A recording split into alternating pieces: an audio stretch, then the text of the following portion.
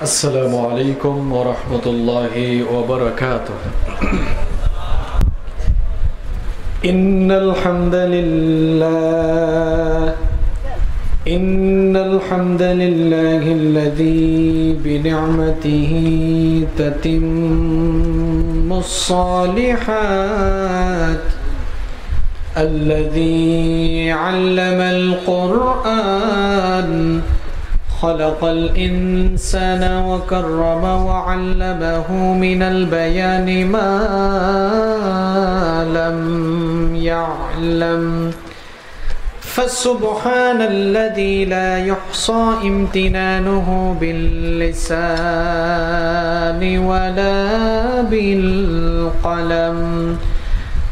نستغفره ونتوب إليه، ونشهد أن لا إله إلا الله وحده لا شريك له، ونشهد أن سيدنا وسندنا وحبيبنا وطبيبنا وطبيب أرواحنا محمدا عبد الله ورسوله، أرسله بالحق بشيرا ونذيرا وداعيا إلى الله بإذنه وسراجا وقمرا منيرا.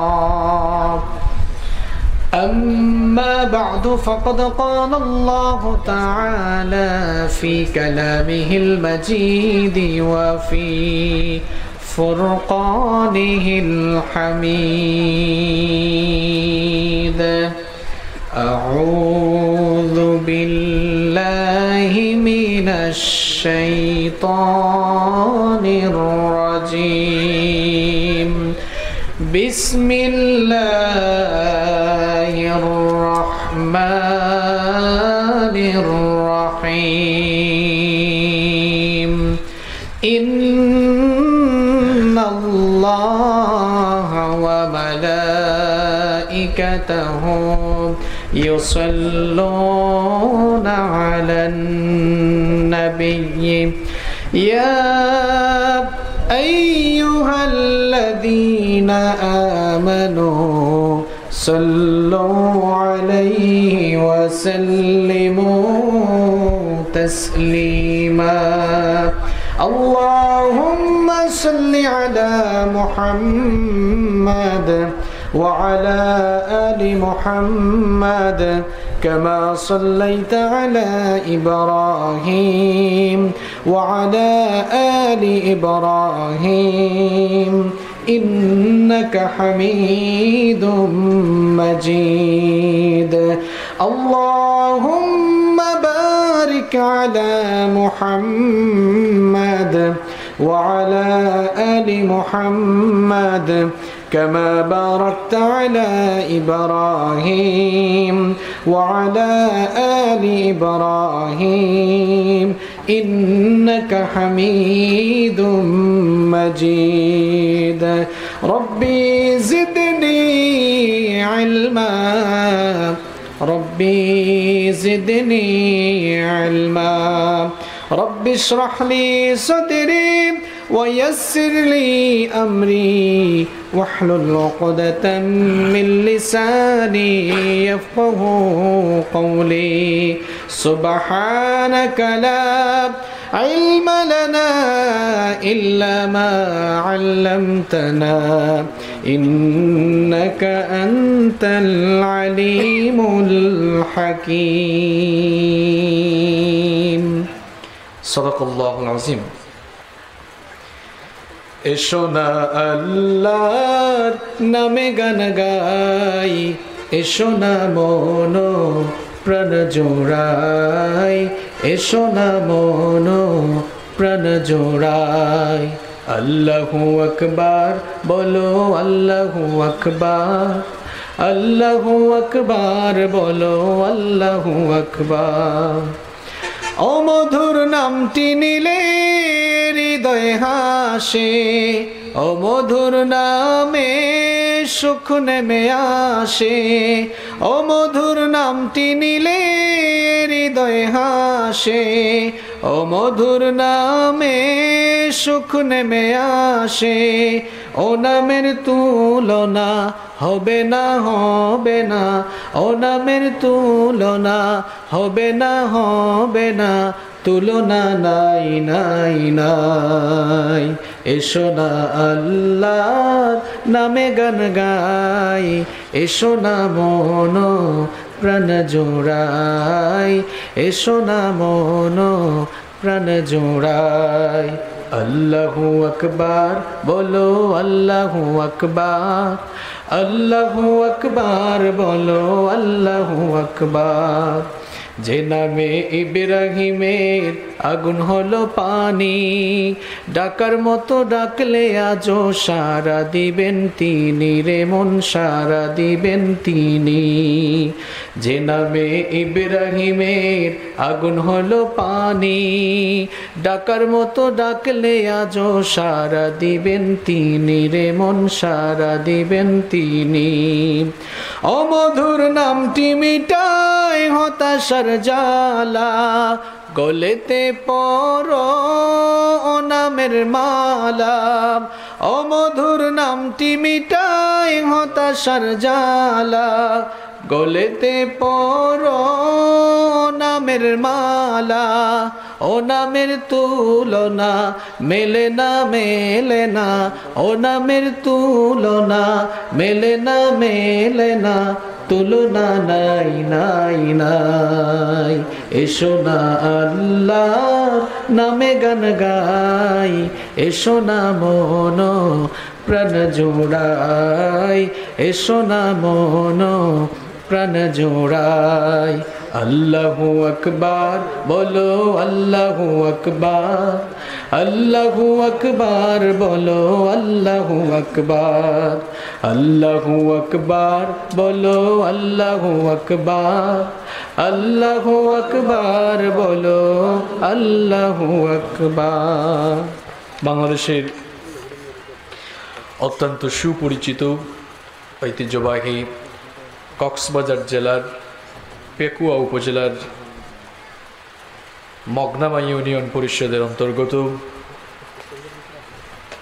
উত্তর মগনামা করলিয়াপাড়া তরুণ ইসলাম প্রচার পরিষদের উদ্যোগে আয়োজিত আজকের এই ৩১তম ঐতিহাসিক তফসিরুল কোরআন মাহফিলের মুহতারাম শ্রদ্ধাভাজন সভাপতি বিশিষ্ট ইসলামী চিন্তাবিদ ও শিক্ষাবিদ অত্র অঞ্চলের সকলের অত্যন্ত শ্রদ্ধাভাজন ব্যক্তিত্ব ঐতিহ্যবাহী দ্বীনী বিদ্যাপীঠ মগনামা মাঝিরপাড়া শাহ রশিদিয়া আলিম মাদ্রাসার সম্মানিত অধ্যক্ষ হাজার হাজার আলেম তৈরির কারিগর হযরত মাওলানা মুহাম্মদ নূর আতালাল্লাহু উমরাহু ওয়া বারাকাল্লাহু ফি হায়াতিহি আমরা সবাই বলি আমিন।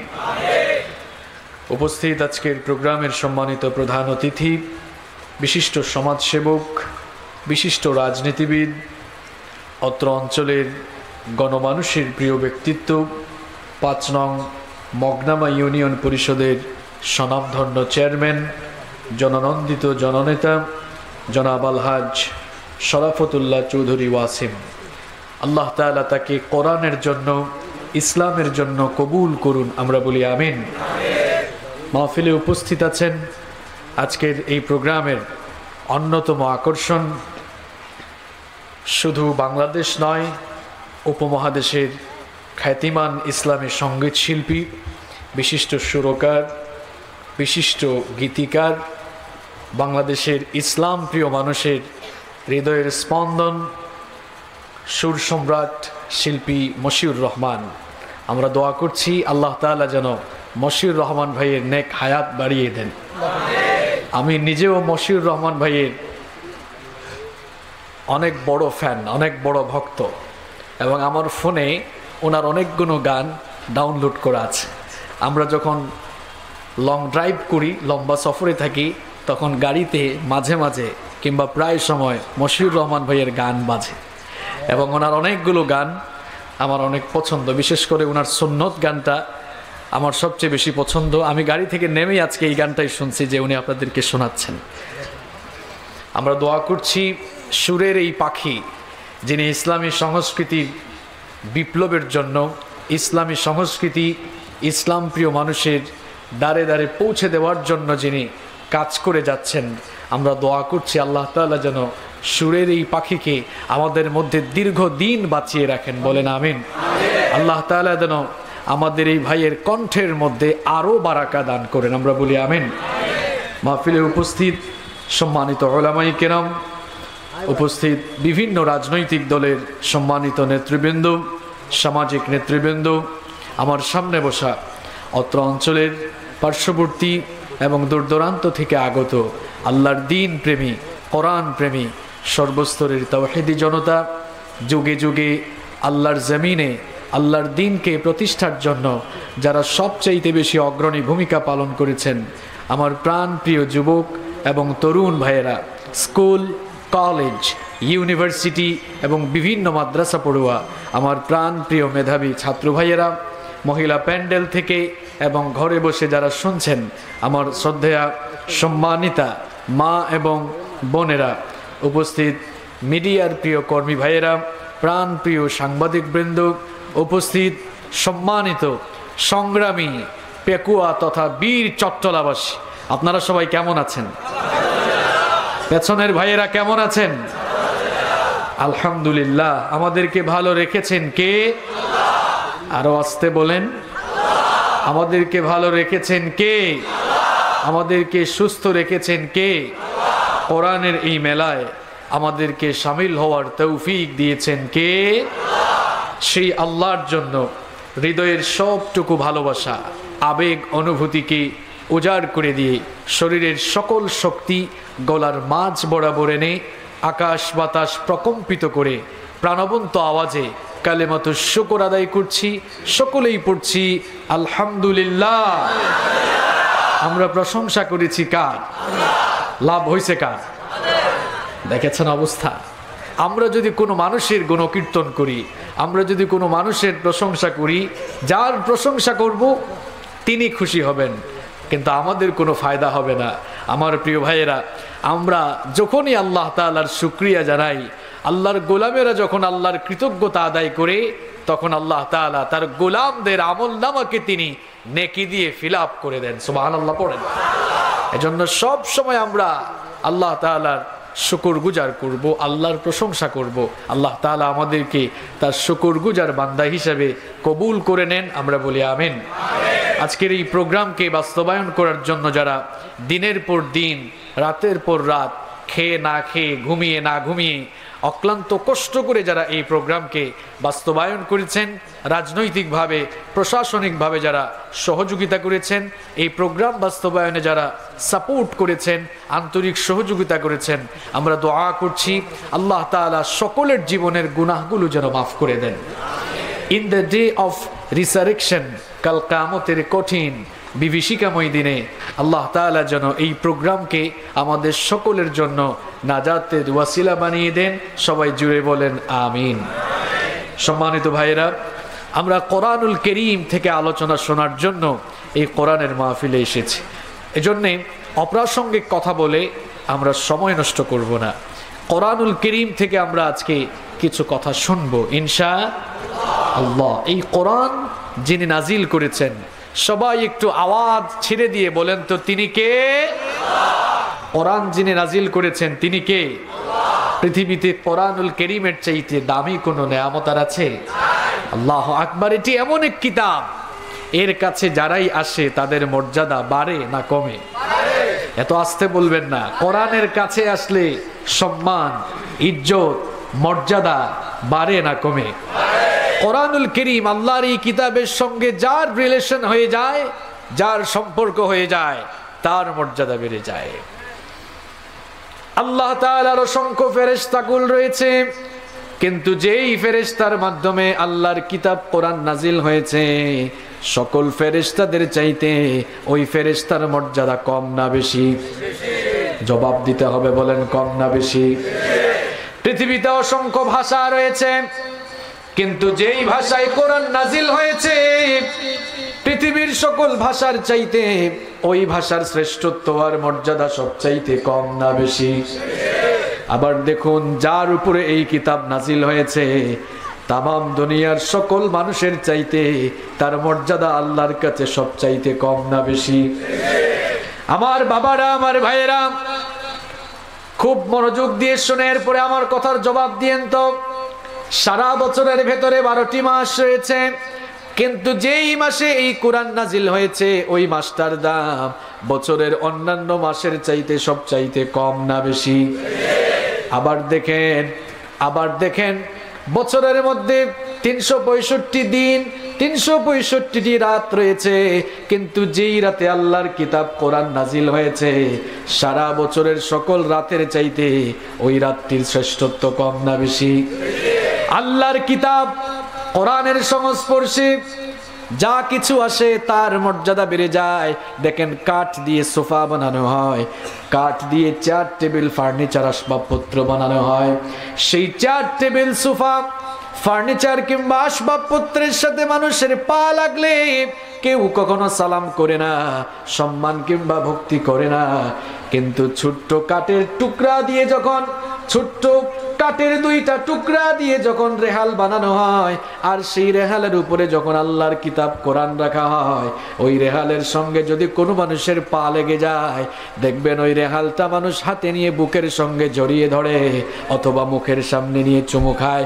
কারণ কাঠের টুকরা ছোট হতে পারে, কিন্তু এই কাঠের টুকরার উপরে কার কিতাব রাখা হয়েছে। এই জন্য ওই কাঠের টুকরার মর্যাদা বেড়েছে নাকি কমেছে?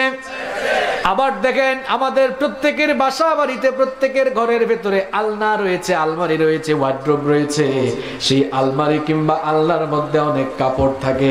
কাপড় ধোয়ার জন্য কেউ যদি কখনো কাপড় টান দেয় আর ভুল ক্রমে যদি কোনো কাপড় পায়ের তলায় পড়ে যায়, পায়ের তলায় পড়ে যাওয়া সেই কাপড় হাতে নিয়ে কেউ বুকের সঙ্গে জড়িয়ে ধরে না কিংবা মুখের সামনে নিয়ে চুমো খায় না। কিন্তু ছোট্ট কাপড়ের কোনো টুকরা দিয়ে যখন গিলাফ, জিলবাব কিংবা বস্তুনি বানানো হয় আর ওই বস্তুনি, গিলাফ কিংবা জিলবাব যদি মানুষের হাত থেকে পড়ে যায়, ছোট্ট ওই কাপড়ের টুকরাটিকে মানুষ হাতে নিয়ে বুকের সঙ্গে জড়িয়ে ধরে মুখের সামনে নিয়ে চুমো খায়। কারণ কাপড়ের টুকরা সাইজে ছোট হতে পারে, কিন্তু ওই কাপড়ের টুকরা দিয়ে কার কিতাব পেঁচানো হয়েছে। এই জন্য ওই কাপড়ের টুকরার মর্যাদা বেড়েছে না কমেছে? আমার ভাইয়েরা, এইভাবে করে আল্লাহর কিতাব কোরআনের সঙ্গে যার রিলেশন হয়ে যায়, কোরআনের সংস্পর্শে যা এসে যায় তার মর্যাদা বেড়ে যায়। আপনিও যদি আল্লাহর কিতাব কোরআনের সংস্পর্শে আসতে পারেন, আল্লাহর কিতাবকে ভালোবাসতে পারেন, কোরআন যদি পড়তে পারেন, কোরআন যদি বুঝতে পারেন, কোরআন মেনে যদি নিজের জীবনটাকে পরিচালনা করতে পারেন, তাহলে কোরআনওয়ালা লোকটার মর্যাদাও আল্লাহর কাছে সবচাইতে বেড়ে যাবে।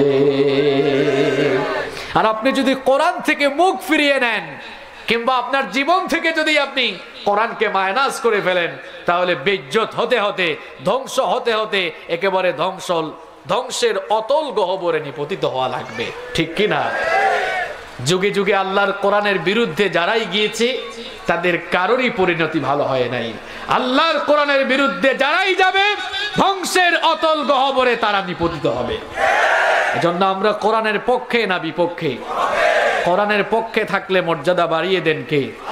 কোরআনের বিরুদ্ধে গেলে মর্যাদা মানহানি করে দেন কে? ওমর ইবনুল খাত্তাব রাদিয়াল্লাহু আনহু তিনি যখন কোরআনুল কারীমের সংস্পর্শে চলে আসলেন, তার সম্মান, তার মর্যাদা বাড়লো না কমলো? যেই ওমর কোরআনুল কারীমের সংস্পর্শে আসার আগে যার কোনো মর্যাদাই ছিল না, ইসলাম কবুল করে কোরআনুল কারীমের সংস্পর্শে আসার পর তার মর্যাদা এত বেশি বাড়লো, পৃথিবীতে থেকে জান্নাতের সার্টিফিকেট নিয়ে তিনি বিদায় হয়েছেন। সুবহানাল্লাহ। মর্যাদা এত বেড়েছিল, রাসূল করিম সাল্লাল্লাহু আলাইহি ওয়াসাল্লাম তার ব্যাপারে বলেছেন, লা নাবিয়্যা ওয়ালা রাসূলা মিন বাদি, আমার পরে কোনো নবী নাই, আমার পরে কোনো রাসূলও নাই। লাউ কানা নাবিয়্যাম মিন বাদি লাকানা উমর, আমার পরে কেউ যদি নবী হওয়ার যোগ্যতা রাখতো, আমার পরে কেউ যদি নবী হয়ে আসতো, তাহলে আমার ওমর আমার পরে নবী হয়ে যেত। আল্লাহু আকবার। ওমর রাদিয়াল্লাহু আনহু যাদের সাথে বসে মিটিং করতেন ইসলাম কবুলের আগে, এই মিটিংয়ের একেবারে নেতা ছিল আবু জাহাল। নামটা কি ছিল? আবু জাহাল। কোরআনের বিরোধিতা সারা জীবন করলো, বেইজ্জতির সাথে দুনিয়া থেকে বিদায় নিল। আর মর্যাদা এত বেশি কমলো, কিয়ামত পর্যন্ত এই আবু জাহাল নাম যারাই নিবে অন্তরে ঘৃণা নিয়ে তারপরে তার নাম নিবে, ঠিক কি না? আবু জাহেল কোরআনের বিরুদ্ধে যাওয়ার কারণে চিরকাল মানুষ তার নাম ঘৃণা করে নিচ্ছে। আবু জাহাল কিন্তু সাধারণ কোনো লোক ছিল না, মক্কার বিশিষ্ট নেতা ছিল, ঠিক কি না? সে জীবনেও ভাবে নাই এত বেইজ্জত হয়ে দুনিয়া থেকে যাবে, কল্পনাও করে নাই ইতিহাসে সে কুখ্যাত হয়ে যাবে। আমার ভাইয়েরা, কোরআনের বিরুদ্ধে যারাই দাঁড়াবে, কোরআনের মাহফিলের বিরোধিতা যারাই করবে, আলেম ওলামাদের বিরুদ্ধে যারাই দাঁড়াবে, তারা চিরকাল আবু জাহেলের মতো ইতিহাসে কুখ্যাত থাকবে।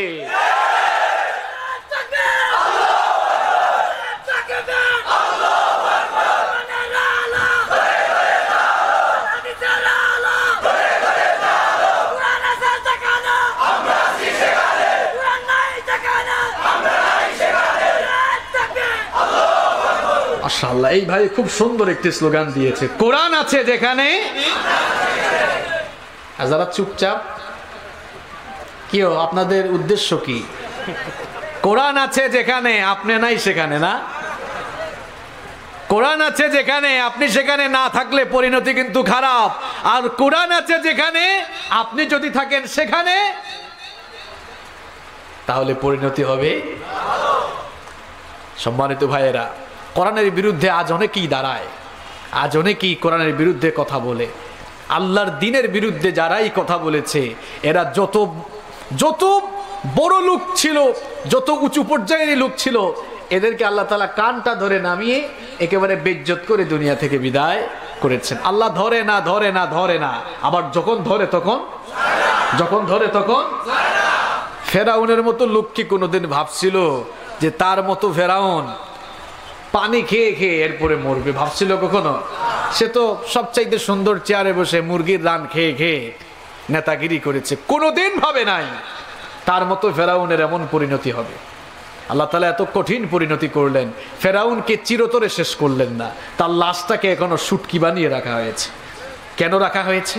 Why? What's the reason? কারণটা কি? আল্লাহ তাআলা বলছেন, ফালইয়াউমা নুনাজ্জিকা বিবাদানিকা লিতাকুনা লিমান খালফাকা আয়া। ফেরাউন নামে কেউ দুনিয়াতে না আসলেও তার আদর্শ লালনকারী লোকেরা যেন ফেরাউনের এই পরিণতি দেখে শিক্ষা নিতে পারে, এই জন্য আল্লাহ তাআলা ফেরাউনের এই কঠিন পরিণতি করে তাকে এখনো রেখেছেন, ঠিক কি না? নমরুদের মতো শয়তান কোনোদিনও ভাবে নাই যে তার চেয়ার থেকে নেমে জুতার বাড়ি খেয়ে মরবে। চেয়ারে যিনি বসাতে পারেন, চেয়ার থেকে নামায়া জুতার বাড়িও তিনি খাওয়াতে পারেন। এর সবচাইতে বেস্ট এক্সাম্পল হচ্ছে নমরুদ। নমরুদ কি খুব ভালো অবস্থায় মরছে নাকি? কি কি খেয়ে মরছে? সবাই বলেন, কিসের বাড়ি? আরো জোরে, কিসের বাড়ি? তাহলে বোঝা গেল আল্লাহর দ্বীনের বিরুদ্ধে গেলে কোনো না কোনো সময়, যতক্ষণ আপনি আছেন তো থাকলেন, কিন্তু যখন আল্লাহ তাআলা নামাবেন নমরুদের মতো পরিণতি করে আল্লাহ চাইলে জুতার বাড়িও খাওয়াতে পারেন। তাহলে বোঝা গেল আল্লাহর দ্বীনের বিরুদ্ধে গেলেই ইজ্জতওয়ালা হওয়া যাবে না বেজ্জতওয়ালা হওয়া যাবে। আর কোরআনের কাছে আসলেই ওমরের মতো দাম মর্যাদা যিনি বাড়াবেন তিনি কে? আল্লাহ তাআলা আপনি আমাদেরকে কোরআনের জন্য কবুল করে নেন। সম্মানিত ভাইয়েরা, আমরা কোরআনুল কারীম থেকে আজ গুরুত্বপূর্ণ কিছু কথা শুনবো ইনশাআল্লাহ। বলেন তো, কোরআনুল কারীমের ভেতরে কতটি পারা রয়েছে? পেছনের ভাইরা, আপনাদের মুখে কি ঠাটা পড়ছে নাকি? আওয়াজ যায়, শোনা যায়?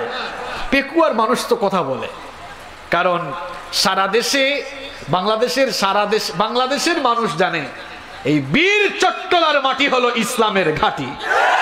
এখানে না আওয়াজ দিছে, ইসলামের ঘাঁটি, আর এখানে যে ইসলামের বীর বীর কিছু সৈনিক থাকে, এখন বুঝা গেছে। আল্লাহ কবুল করেন।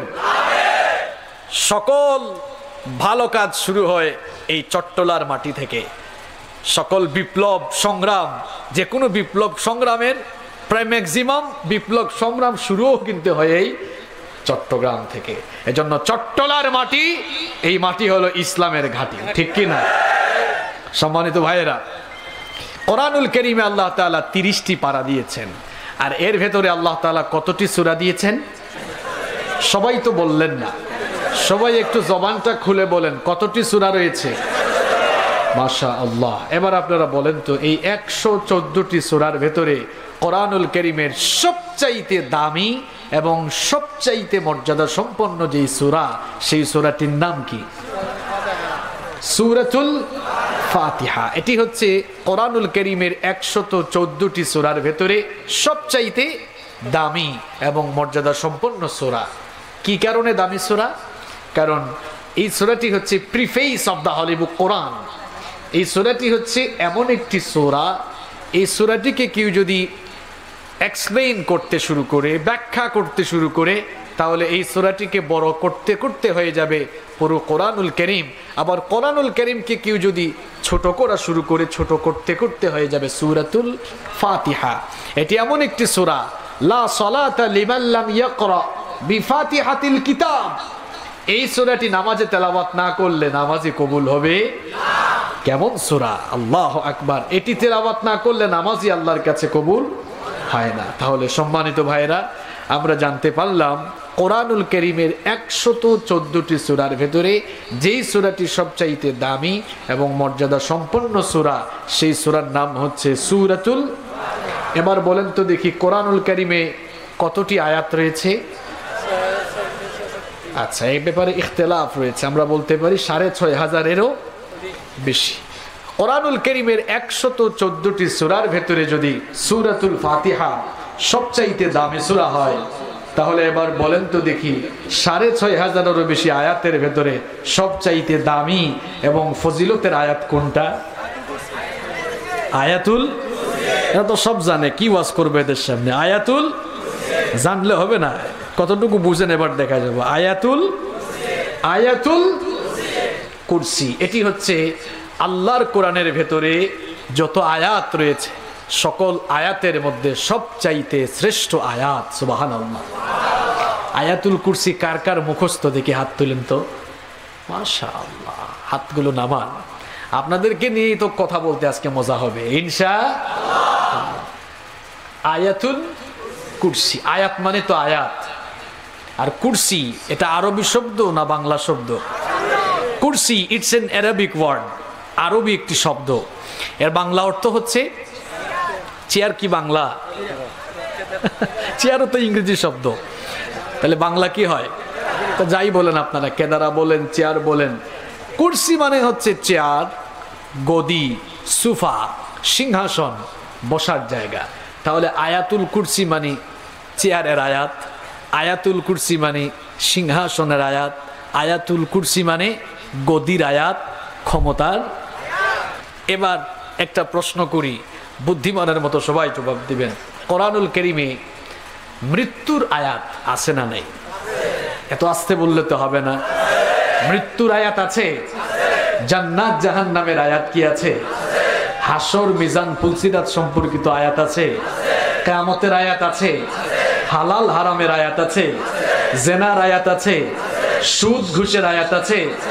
জুলুমের আয়াত আছে। এক কথায় তিবয়ানাল লিকুল্লি শাই, সকল ব্যাপারে কোরআনের ভেতরে সুস্পষ্ট বর্ণনা আছে। কোরআনুল কারীমের সকল বিষয়ে আলোচনা থাকলেও, সকল বিষয়ে আয়াত থাকলেও, সকল আয়াতের মধ্যে সবচাইতে দামি আয়াত ঘোষণা করা হলো যে আয়াতকে, সেই আয়াতের নাম হচ্ছে আয়াতুল।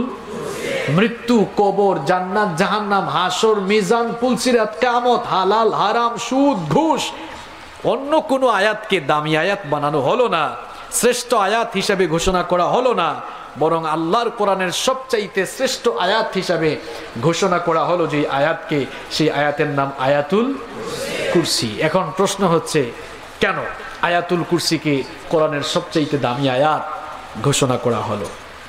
এটি একটি প্রশ্ন কিনা? কে বলতে পারবেন? কেন কোরআনুল কারীমের সবচাইতে দামি আয়াত আয়াতুল কুরসি? চেয়ারের আয়াত কেন? মৃত্যুর আয়াতও তো হতে পারতো, নামাজের আয়াতটা তো হতে পারতো, কারণ নামাজ ইসলামের পরে এই নামাজের স্থান, নামাজের ব্যাপারে আয়াত, ওই আয়াতটাও তো কোরআনের দামি আয়াত হতে পারতো। কিন্তু চেয়ারের নামে একটা আয়াত, এই আয়াতটা সবচাইতে দামি আয়াত কেন?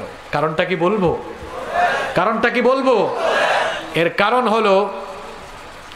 কারণ হলো এই চেয়ারের অপব্যবহারের কারণে পৃথিবীতে সবচাইতে বেশি অন্যায় আর অপকর্ম হয়। এই চেয়ারের কারণেই মানুষ মানুষের উপরে জুলুম করে। এই চেয়ারের কারণেই মানুষ মানুষকে জেলখানায় ঢুকায়। এই চেয়ারের কারণেই মানুষ নিরপরাধ মানুষকে দুনিয়া থেকে বিদায় করে দেয়। এই চেয়ারের কারণেই মানুষ মাহফিলে বাধা দেয়। এই চেয়ারের কারণেই মানুষ আলেম উলামাদেরকে স্টেজে উঠতে বাধা দেয়। পৃথিবীর সমস্ত চেয়ারের অপব্যবহারকারী লোকদের গিয়ার যেন না বাড়ে। আমাদের অবস্থা আসলে এমন, যে যখন চেয়ারে সে তখন আমি নিজেও এখন গিয়ারে, কারণ আমি এখন চেয়ারে। আমাদের অবস্থা হলো এমন, যে যখন চেয়ারে সে তখন এই চেয়ারে উঠে গিয়ারটা যেন বেশি না বাড়ে। এই জন্য পৃথিবীর সমস্ত চেয়ারওয়ালা লোকদেরকে আল্লাহ তাআলা তার নিজের চেয়ারের পরিচয় দিয়ে, নিজের চেয়ার নিজের কুরসির পরিচয় এই আয়াতের ভেতরে তুলে দিয়ে পৃথিবীর সমস্ত চেয়ারওয়ালা লোকদেরকে সতর্ক করে দিয়েছেন, তারা যেন তাদের সেই চেয়ারের অপব্যবহার কখনো না করে। আল্লাহু আকবার। আজ আমরা আল্লাহর কোরআনের সবচাইতে দামি আয়াত থেকে আজকের এই মাহফিলে তাফসীর শুনবো, আলোচনা শুনবো ইনশাআল্লাহ। চলুন আমরা শুরু করার আগে আয়াতুল কুরসি তেলাওয়াত করে আলোচনার ভেতরে ঢুকি। সবাই আমার সাথে জবান খুলে পড়ুন।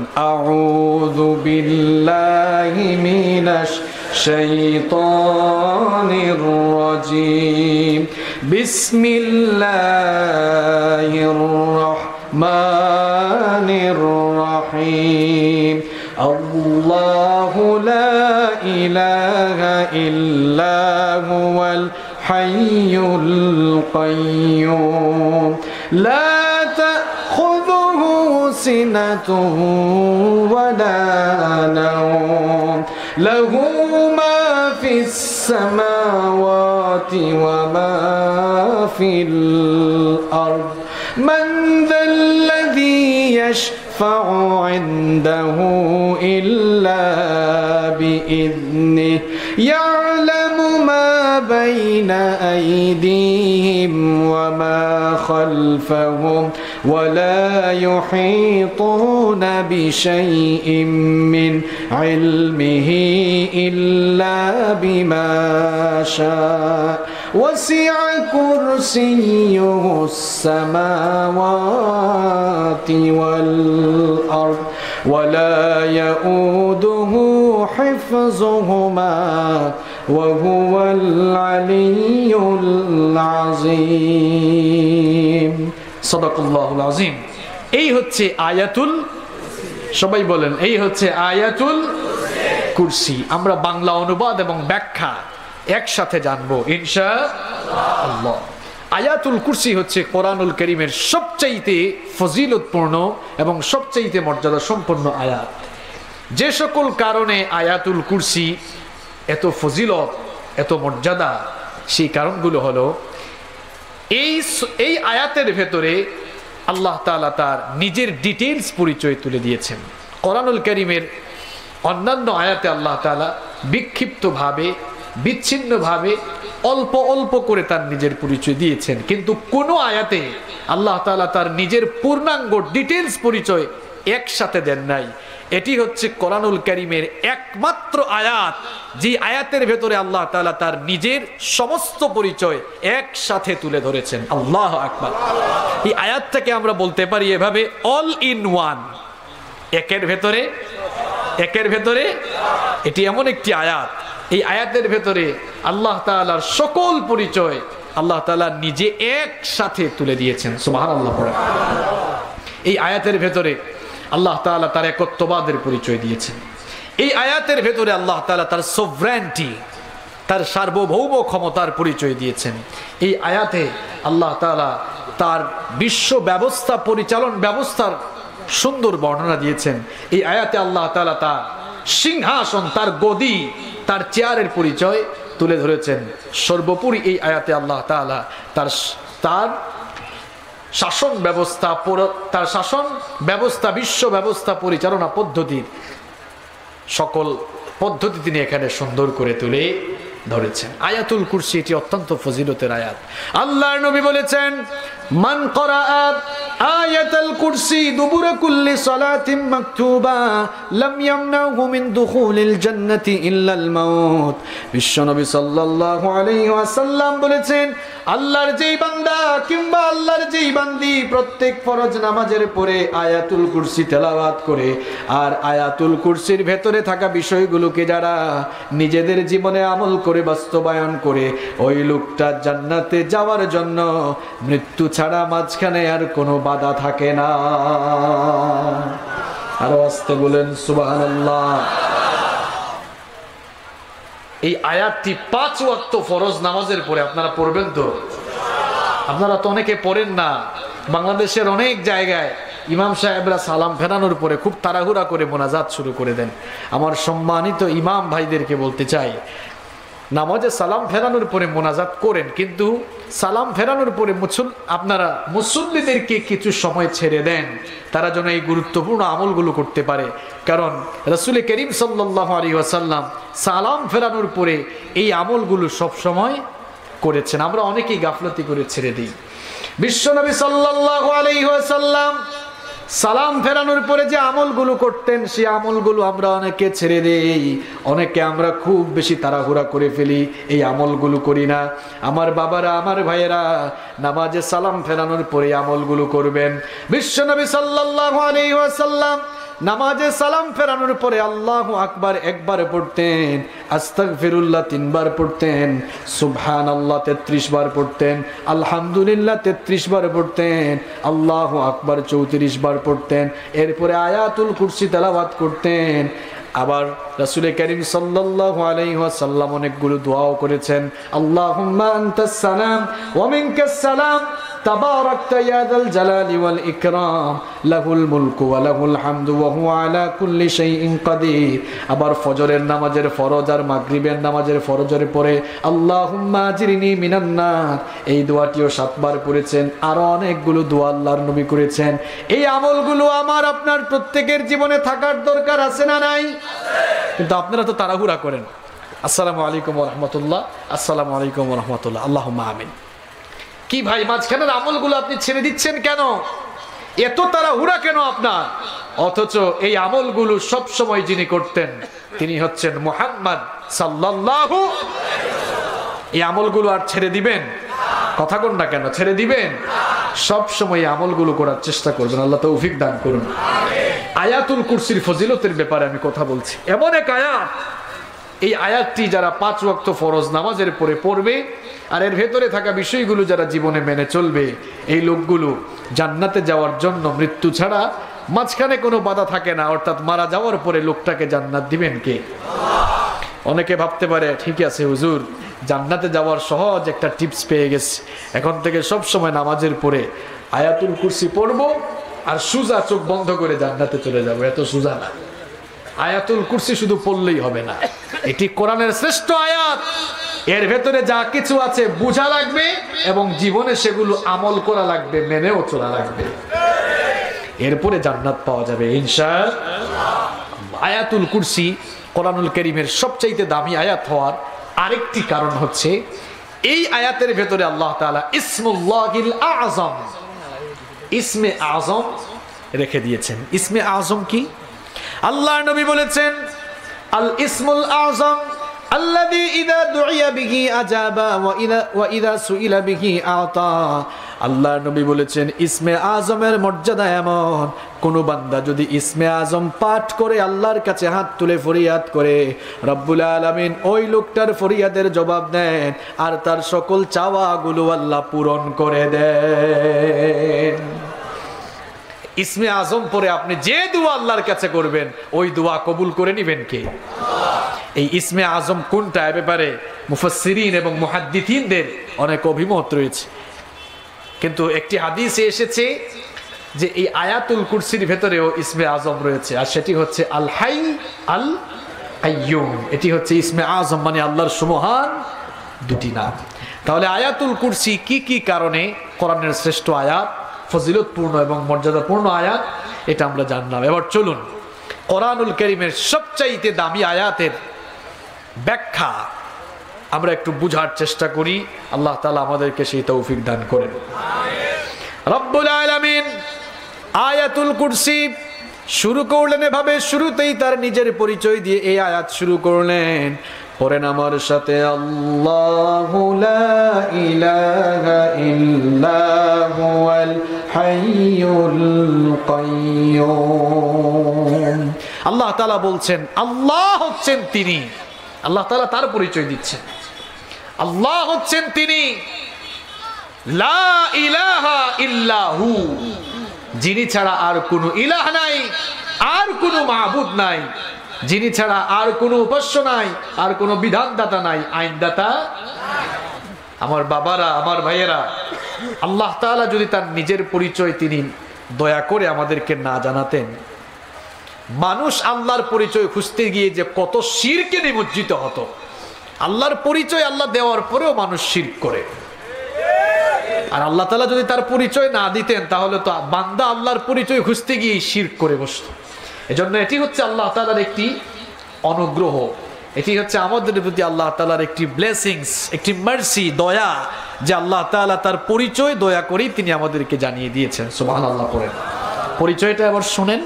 আল্লাহ তাআলা বলছেন আল্লাহ হচ্ছেন তিনি, যিনি ছাড়া আর কোনো ইলাহ নাই। এখন এই পৃথিবীতে ওই একত্ববাদী ইলাহ, একত্ববাদী রবকে বাদ দিয়ে বহুত্ববাদী কিছু মানুষ আছে না, মানে বহু খোদার উপাসনা করে, এরকম মানুষ আছে না নাই? কোরআনুল কারীম সাম্প্রদায়িক কোনো কিতাব নয়, কোরআনুল কারীম হচ্ছে সার্বজনীন কিতাব। যদি এটি সাম্প্রদায়িক কিতাব হতো, তাহলে আল্লাহ তাআলা হুদাল্লিন নাস বলতেন না, বলতেন হুদাল্লিল মুসলিমিন। এটি হচ্ছে মুসলমানদের হেদায়েতের কিতাব। আল্লাহ তাআলা কি কোরআনের ভেতরে হুদাল্লিল মুসলিমিন বলেছেন? কথা কন না কেন?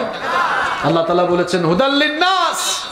এটি হচ্ছে তামাম দুনিয়ার সমগ্র মানুষের হেদায়েতের কিতাব। যেহেতু আল্লাহ তাআলা মানুষকে তিনি সৃষ্টি করেছেন, এজন্য কোরআন আল্লাহ তাআলা সার্বজনীনভাবে সকল মানুষের জন্য নাজিল করে, সকল মানুষের হেদায়েতের রাস্তা তিনি এই কোরআন নাজিল করে দেখিয়েছেন। ওই কোরআনেই আল্লাহ তাআলা তার নিজের পরিচয় দিয়েছেন, যাতে একত্ববাদী সেই রবের বিপরীতে মানুষ বহু খোদাকে তাদের রব হিসাবে, ইলাহ হিসাবে, মাবুদ হিসাবে গ্রহণ না করে।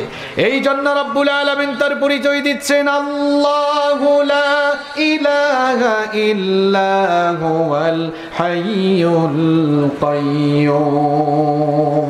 আল্লাহ হচ্ছেন তিনি, যিনি ছাড়া আর কোনো ইলাহ। আচ্ছা, যদি থাকতো?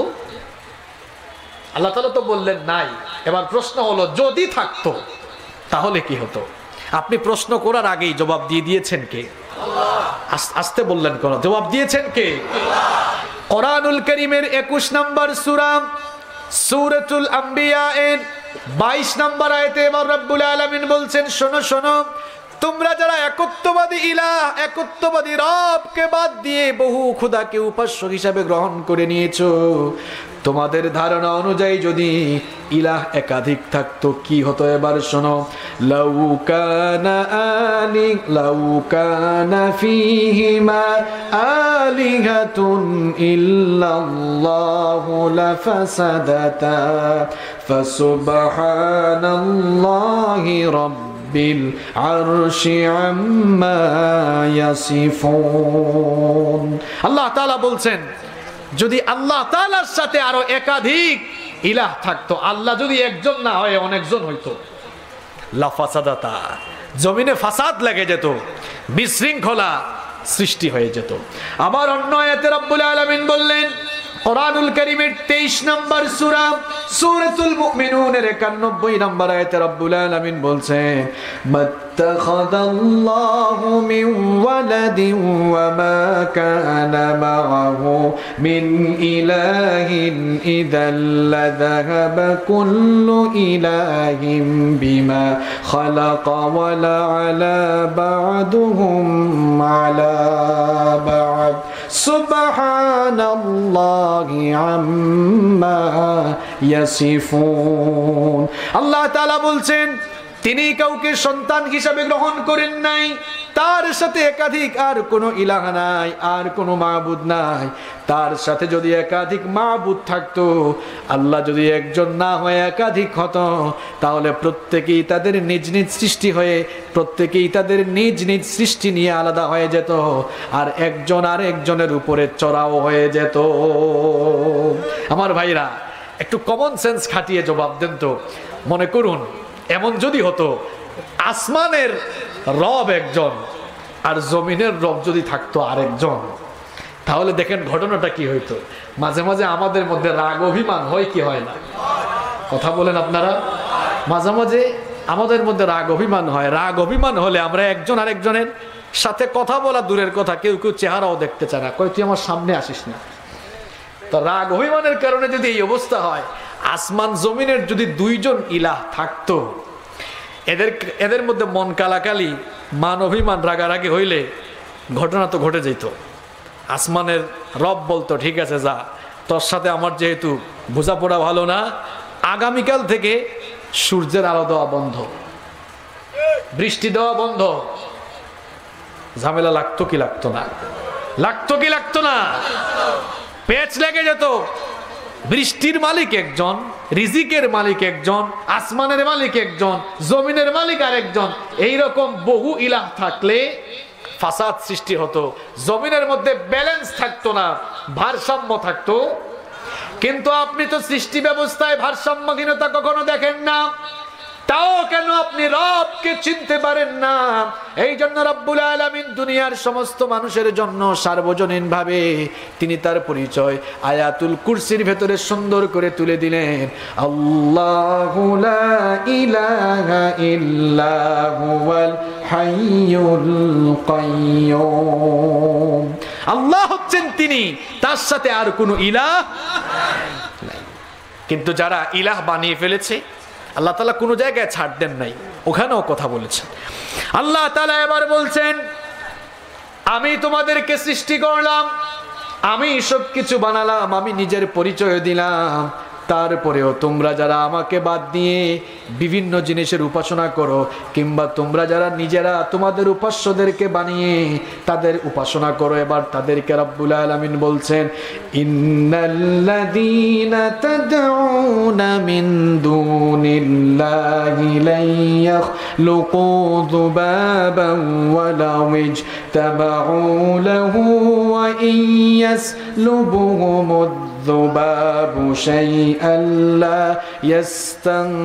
يستنقذوه منه ضعف الطالب والمطلوب ما قدر الله حق قدره إن الله لقوي عزيز। আল্লাহ তাআলা বলছেন, তোমরা যারা আল্লাহকে বাদ দিয়ে অন্যান্যদেরকে উপাস্য বানিয়েছ, আমি তোমাদেরকে বলছি শোনো, সেই সকল উপাস্যরা তারা তো একটা মশা কিংবা মাছি সৃষ্টির যোগ্যতা রাখে না। এমনকি তাদের সামনে থেকে মশা কিংবা মাছি যদি কোনো জিনিস ছিনিয়ে নিয়ে যায়, সেটা তারা উদ্ধার করারও কোনো সামর্থ্য রাখে না। রাখে? ইব্রাহিম আলাইহিস সালামের ঘটনা আমার মনে পড়ে গেল। সাইয়েদনা ইব্রাহিম আলাইহিস সালামকে আল্লাহ তাআলা তার মূর্তি পূজারী কওমের জন্য নবী বানিয়ে পাঠালেন। তিনি তার মূর্তি পূজারী কওমকে আল্লাহর দ্বীনের দাওয়াত দেন, কিন্তু তার মূর্তি পূজারী কওম তার দাওয়াতকে রিজেক্ট করলো, প্রত্যাখ্যান করলো, মূর্তি পূজাই তারা লিপ্ত থাকলো। ইব্রাহিম আলাইহিস সালাম বললেন, ঠিক আছে, এই মূর্তিগুলোর কারণে তোমরা রবের দাওয়াত কবুল করো না, তোমাদের এই মূর্তিগুলোকে আমি এক শায়েস্তা করে ছাড়বো। এরা যখন মেলায় চলে গেল, উৎসবে চলে গেল, মূর্তির ঘরে তিনি ঢুকলেন। মূর্তির ঘরে ঢুকে দেখলেন মূর্তিদের সামনে খাবার আছে। আল্লাহ তাআলা কোরআনুল কারীমের ভেতরে এই ঘটনাটি বর্ণনা করেছেন। তিনি ঢুকে বললেন, কি রে, তোদের সামনে এত খাবার দাবার আছে, আলা তাকুলুন? তিনি বললেন, এগুলো খাস না কেন? এগুলো খা। আলা তাকুলুন, খাবার দাবার আছে, এগুলো খাস না কেন? তিনি কথা বলছেন, কিন্তু কথার কোনো জবাব দেয়? কথা বলেন, কথার কোনো জবাব দেয়? কোনো জবাব দেয় না। এবার তিনি বললেন, বললাম খা, খাস না, কথা বলছি, ফামালাকুম লা তানতিকুন, কি হলো, আমার কথার জবাবও দিস না, আমার সাথে কথা বলিস না। আপনার বাচ্চা খাইতেছে না, মাথায় হাত দিয়ে বুঝাইতেছেন, বাবারে খা, খা, নে খা, খা খাইতেছেও না, আপনারে কিছু বলেও না, খায়ও না, কথাও কয় না। এখন দিবেন কোনটা? দিবেন কোনটা? ইব্রাহিম আলাইহিস সালাম মূর্তির সামনে খাবার দেখে বললেন, কি রে এত খাবার দাবার এগুলো খাস না কেন? খায়ও না, জবাবও দেয় না। তিনি বললেন ফামালাকুম লা তানতিকুন, তাহলে কথা বলো, কথাও বলে না। উঠছে রাগ, কুঠার একটা হাতে নিয়ে সবগুলাকে এবার কুপাতে লাগলেন। কুপাইতে কুপাইতে কুপাশামসু করতে করতে বড়টার কাছে গিয়ে, বড় মূর্তিটার কাছে গিয়ে মনে করলেন এটাকে ভাঙা উচিত হবে না, বরং এই সমস্ত কাজের দায়ভার এর উপরে চাপায় দিই, সমস্ত দায়ভার এর উপরে চাপায় দিই। তিনি এবার ওই কুঠারটা ওই বড় মূর্তির কাঁধের উপরে রেখে দিলেন। কি বানায় বলতেছি, এই ঘটনা আল্লাহ কোরআনে বর্ণনা করেছে। কাঁধের মধ্যে রেখে দিয়ে তিনি চলে গেলেন। এরা উৎসব থেকে ফিরে এসে দেখলো হায় হায় আমাদের সব ক্ষুধা হয়ে গেছে, হুদা, সব ক্ষুধা হয়ে গেছে কি ক্ষুধা। তারা বললো এই কাজটা কে করলো? কেউ কেউ বললো যেহেতু ইব্রাহিম এগুলোর বিরুদ্ধে কথা বলেছে, আমরা কনফার্ম মনে হয় ইব্রাহিম এই কাজটা করেছে, ইব্রাহিমকে ধরে আনো। সাইয়েদনা ইব্রাহিম আলাইহিস সালামকে ধরে আনা হলো, জিজ্ঞেস করা হলো ইব্রাহিম এই কাজটা কি তুমিই করেছো? ইব্রাহিম আলাইহিস সালাম বললেন তোমরা নিজেরাই তো দেখতে পাচ্ছ কাজটা করে কুঠার হাতে নিয়ে কে দাঁড়িয়ে আছে, আমাকে জিজ্ঞেস করো কেন? তারা বলে ইব্রাহিম তুমি তো করেছো, অস্বীকার করো কেন? তিনি বললেন আহা চোখের সামনে তো দেখতে পাচ্ছ এই লোকটা, এই মূর্তিটা সবগুলাকে ভেঙে সে নিজেই কুঠার কাঁধে নিয়ে দাঁড়ায় আছে, তাকে জিজ্ঞেস করো সে কেন এটা করলো। সবার মাথা নত হয়ে গেল। সবাই বলল ইব্রাহিম তুমি তো খুব ভালো করেই জানো মূর্তি কথা বলতে পারে। তিনি তো এই সুযোগটারই অপেক্ষা করছিলেন, এখন দাওয়াত দেওয়ার সুযোগ আসছে কিনা, আসছে কিনা।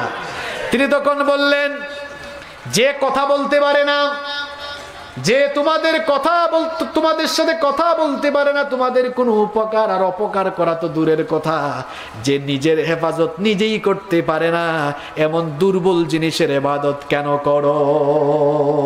আল্লাহু আকবার। দাওয়াত দিয়ে দিলেন আসো, ফিরে আসো, এই গুমরাহি থেকে ফিরে তার গোলামি করো যিনি তোমাদেরকে সৃষ্টি করেছেন। তিনি কে? তিনি একক, অদ্বিতীয়, তার সাথে আর কোনো খোদা। রব্বুল আলামিন তার নিজের পরিচয়, তার নিজের একত্ববাদের পরিচয় আয়াতুল কুরসির শুরুতেই দিলেন, আল্লাহু লা ইলাহা ইল্লা হুয়াল হাইয়ুল কাইয়্যুম।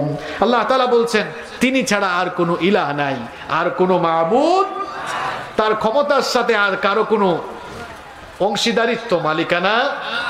আমার বাবারা, আমার ভাইয়েরা, এই পৃথিবীর বহু দেশে গণতন্ত্র আছে, মানুষ গণতান্ত্রিক শাসন ব্যবস্থায় ক্ষমতায় যাওয়ার জন্য জোট করে। এই যে ইন্ডিয়াতে সম্ভবত 27 তারিখ নির্বাচন আছে না? হ্যাঁ, তাদের রাজ্যের নির্বাচন আছে। দেখছেন কত জোট বানাইছে তারা। এই যে আমি ফেসবুকে দেখলাম ওয়েস্ট বেঙ্গলে, পশ্চিম পাকিস্তানে ফুরফুরা দরবার শরীফের এক পীরজাদা, কি ভাইজান জানে নাম, আব্বাস সিদ্দিকী, বামপন্থীদেরকে নিয়ে একটা জোট করছে না? আমাদের দেশেও তো জোট আছে, 20 দলীয় জোট, 14 দলীয় মহাজোট, হ্যাঁ এই দলীয় জোট আছে না? তো মানুষ মনে করে যে শাসন ব্যবস্থায় জোট যত বেশি হয়তো ক্ষমতাও তত বেশি। এখন আল্লাহ তাআলার ক্ষমতার সাথে কি এরকম জোট করে অংশীদারিত্ব কারো আছে নাকি? কথা বলেন আছে? তিনি হচ্ছেন একক, তার সম্পূর্ণ সত্তা সম্পূর্ণ একক, তিনি তার সত্তা সম্পূর্ণ অবিভাজ্য, অখণ্ডনীয়। তার মালিকানার সাথে, তার মালিকানার সাথে, তার ক্ষমতার সাথে কারো কোনো শেয়ারিং। এই জন্য রব্বুল আলামিন বলেছেন ওয়ালাম ইয়াকুল লাহু শারীকুম ফিল মুলকি ওয়া খালাকা কুল্লা শাইইন ফাকাদ্দারাহু তাকদীরা। আল্লাহ তাআলা বলছেন তার সাথে কারো কোনো শরীকানা নেই, কারো কোনো মালিকানা। তিনি হচ্ছেন, সবাই বলেন তিনি হচ্ছেন একক। আমার ভাইয়ের আয়াতুল কুরসির ভেতরে 10টা অংশ রয়েছে। কয়টা অংশ? প্রথম অংশটা শেষ করলাম, মজার অংশ এখন শুরু হবে। আল্লাহ তাআলা বললেন তার নিজের, এতক্ষণ আল্লাহ তাআলা তার একত্ববাদের পরিচয় দিলেন, এতক্ষণ আল্লাহ তাআলা তাওহীদের পরিচয় দিয়েছেন। কিসের পরিচয়? কিসের পরিচয়? তাওহীদের পরিচয়। এবার আল্লাহ তাআলা সভরেন্টি, তার সার্বভৌম ক্ষমতার পরিচয় দিয়েছেন। সার্বভৌম ক্ষমতা মানে হচ্ছে সকল ক্ষমতা। সবাই একটু আওয়াজ করে বলেন তো, সকল ক্ষমতার মালিক কে? অনেকে তো বলেন নাই সকল ক্ষমতার মালিক কে। মাঝে মাঝে তো আপনারা বলেন সকল ক্ষমতার মালিক নাকি আপনারা। সকল ক্ষমতার মালিক জনগণ, অথবা জনগণ সকল ক্ষমতার উৎস, এই কথা বলা কোরআনের সঙ্গে বেয়াদবি করা, এই কথা কোরআনের সাংঘর্ষিক কথা, এই কথা বলা শিরক, এই কথা বলা কুফর। যারা এই কথা বলবে, যারা বিশ্বাস করবে, তারা আল্লাহর সাথে শিরক করবে, তারা কুফর করবে। যেন সাবধান, এমন কথা বলা যাবে না। আল্লাহ তাআলা নিজেই বলেছেন আন্নাল কুওয়াতা লিল্লাহি জামিআ, সকল ক্ষমতার মালিক যিনি, তিনি কে? আল্লাহ। আচ্ছা, এটা শুধু চিৎকার চেঁচামেচি করে বললে হবে না। সবকিছু একেবারে স্পষ্ট করে বিস্তারিত যিনি বর্ণনা করে দিয়েছেন তিনি কে? আপনি আর কি বর্ণনা করবেন? এবার আল্লাহ তাআলা এই আয়াতুল কুরসির ভেতরে বলছেন। আপনি কি মনে করছেন যে আয়াতুল কুরসি এমনি এমনি কোরআনের সবচেয়ে দামি আয়াত হয়েছে? আপনি তো বিভিন্ন সময়ে মন গড়া কথা বলে শিরক করেন। এই শিরক থেকে যেন বাঁচতে পারেন, এজন্য আয়াতুল কুরসি আপনাকে বুঝা লাগবে। সকল ক্ষমতার মালিক হতে গেলে কি কি গুণাবলী সম্পন্ন হওয়া দরকার, এবার সেগুলো শুরু হয়েছে। আল্লাহ তাআলা বলছেন সকল ক্ষমতার মালিক হতে হলে আল হাই হওয়া লাগবে। কি হওয়া লাগবে? আপনারা বলুন হুজুর মিলে গেছে, আমাদের গ্রামে অনেকের নাম হাই আছে, আব্দুল হাই আছে না? আমি তো বলছি আল হাই, আব্দুল হাই না। আব্দুল হাই অর্থ হচ্ছে আল হাই এর বান্দা। আল হাই এটি কার নাম? আল হাই এটি কার নাম? মানুষের নাম খালিক হয় না, মানুষের নাম হয় আব্দুল খালিক, কারণ খালিক কে? মানুষের নাম মালিক হয় না, হয় আব্দুল। মানুষের নাম জব্বার হয় না, হয় আব্দুল জব্বার, কারণ জব্বার কে? বুঝতে পারছেন এখন নাম রেখার কায়দা কানুন? তো আল হাই, কারো নাম আব্দুল হাই আছে না? আমাদের তো একজন ভাইও আছেন আব্দুল হাই সাইফুল্লাহ, চিনেন না আপনারা? তো আব্দুল হাই হইলে হবে না, এই আব্দুল বাদ দিয়ে হাই হতে হবে, আল হাই। আল্লাহ তাআলা বলছেন সকল ক্ষমতার মালিক তিনি, আল হাই যিনি। এখন আল হাই মানে কি এটা তো বোঝা লাগবে। আল হাই আরবি শব্দ, এর অর্থ হচ্ছে চিরঞ্জীব। অর্থাৎ সকল ক্ষমতার মালিক তিনি, চিরঞ্জীব সত্তা যিনি। আপনারা কথা বলেন আমার সাথে, টায়ার্ড হয়ে গেছেন নাকি? কেউ কেউ উঠতেছে, এদের ইস্তেনজার প্রয়োজন হয়েছে, কারণ 1.5 ঘন্টা শুধু এরা ইসলামী সঙ্গীত শুনছে। অনেক আগে থেকে বসা তো, অনেকে অনেক প্রয়োজনে উঠতেছে, অসুবিধা নাই, এরা যাচ্ছে না, এরা আসতেছে। কারণ আমি দেখছি অনেকে গিয়ে আবার এসে বসেছে। কারণ পেকুয়া, মহেশখালী, কুতুবদিয়া, এক কথায় দক্ষিণ চট্টলার মানুষ কুরআন পাগল মানুষ। এরা কোরআনের জন্য পিপাসার্থ এদের অন্তর, এটা আমরা জানি। আলহামদুলিল্লাহ পড়েন সম্মানিত ভাইয়েরা। তাহলে সকল ক্ষমতার মালিক হবেন তিনি, চিরঞ্জীব সত্তা কি? আপনি কি চিরঞ্জীব? চিরঞ্জীব মানে কি? যার কোনো ক্ষয় নাই, লয় নাই, ধ্বংস নাই, যার কোনো শুরু নাই, যার কোনো, আপনার শুরু আছে, আপনার শেষও। এই জন্য মানুষ কখনো সকল ক্ষমতার মালিক হতে পারে না, কারণ মানুষ চিরঞ্জীব সত্তা নয়। মানুষের জন্ম আছে, মৃত্যু আছে, মানুষের জীবনের শুরু আছে, মানুষের জীবনের শেষ আছে। এই জন্য মানুষ সার্বভৌম ক্ষমতার মালিক হতে পারে না। রব্বুল আলামিন তিনি হচ্ছেন সকল ক্ষমতার মালিক, কারণ তার কোনো শুরু নাই, তার কোনো শেষও নাই। হুয়াল আউয়ালু ওয়াল আখিরু ওয়াজ যাহিরু ওয়াল বাতিনু ওয়া হুয়া বিকুল্লি শাইইন আলীম। তিনি হচ্ছেন প্রথম, তিনি হচ্ছেন শেষ। যখন কোনো কিছুই ছিল না তখনও তিনি ছিলেন, আবার যখন কোনো কিছুই থাকবে না রব্বুল আলামিনের সত্তা তখন থাকবে। কোনো কিছু যখন থাকবে না তখনও একজন থাকবেন, তিনি কে? রব্বুল আলামিন বলছেন কুল্লু মান আলাইহা ফানি ওয়া ইয়াবকা ওয়াজহু রাব্বিকা যুল জালালি ওয়াল ইকরাম ফাবিআইয়ি আলাই রাব্বিকুমা তুকাযযিবান। আল্লাহ তাআলা বলছেন কুল্লু মান আলাইহা ফান, সবকিছু একদিন ফান হয়ে যাবে। ধ্বংস হয়ে যাবে। ইসরাফিলের সিংহার ফুৎকারের পরে আর কোনো কিছুই থাকবে, সবকিছু যখন ধ্বংস হয়ে যাবে, সবকিছু যখন ফান হয়ে যাবে, যখন কোনো কিছু থাকবে না, তখন একজন থাকবেন, আওয়াজ করে বলেন তিনি কে? সকল ক্ষমতার মালিক তিনি, সব সময় থাকেন, মুখস্থ করে যাওয়া লাগবে। এরপর আল্লাহ তাআলা বলছেন সকল ক্ষমতার মালিক হলে কাইয়ুম হওয়া লাগবে। বলবেন হুজুর এটাও মিলে গেছে, আমাদের গ্রামে আব্দুল কাইয়ুম আছে। আব্দুল কাইয়ুম হলে হবে না, হওয়া লাগবে আল। আরবি শব্দ, এর অর্থ হচ্ছে চির প্রতিষ্ঠিত সত্তা, যিনি সবসময় ক্ষমতায় প্রতিষ্ঠিত থাকেন, যাকে ক্ষমতা থেকে নামানো। এই যে আপনাদের চেয়ারম্যান সাহেব, এটা তো ক্ষমতার আয়াত, এই জন্য ক্ষমতাসীন মানুষ দিয়ে পরিচয় দেওয়া লাগে। দেখেন শরাফতুল্লাহ চৌধুরী ভাই, তিনি চেয়ারম্যান আপনাদের ইউনিয়নের, আপনাদের সকলের প্রিয় মানুষ, ভালোবাসার মানুষ। আবার কোরআনের জন্য তার ভালোবাসা আছে, এই জন্য মাহফিলে চলে এসেছেন, আলহামদুলিল্লাহ বলেন। একটা সময় তিনি যে চেয়ারে বসা আছেন, ইউনিয়নের চেয়ারে, এই ইউনিয়নের চেয়ারে কিন্তু উনার আগে আরো অনেকেই বসেছিলেন, বসেন নাই? আল্লাহ তাআলা উনাকে যতদিন হায়াতে বাঁচিয়ে রাখবেন ততদিন তো থাকবেন। উনি যখন দুনিয়া থেকে চলে যাবেন, আরো কত শত বছর আসবে হয়তো কিয়ামত না হলে, কত মানুষ এখানে বসতে পারে আমরা নিজেরাও জানি না। তাহলে বোঝা গেল আমাদের চেয়ার ঠিক থাকলেও ব্যক্তির পরিবর্তন, চেয়ার ঠিক থাকে ব্যক্তির পরিবর্তন। এটা কিসের আয়াত? কথা বলে না, চেয়ারের আয়াত। কিসের আয়াত? আয়াতুল কুরসি মানে কি?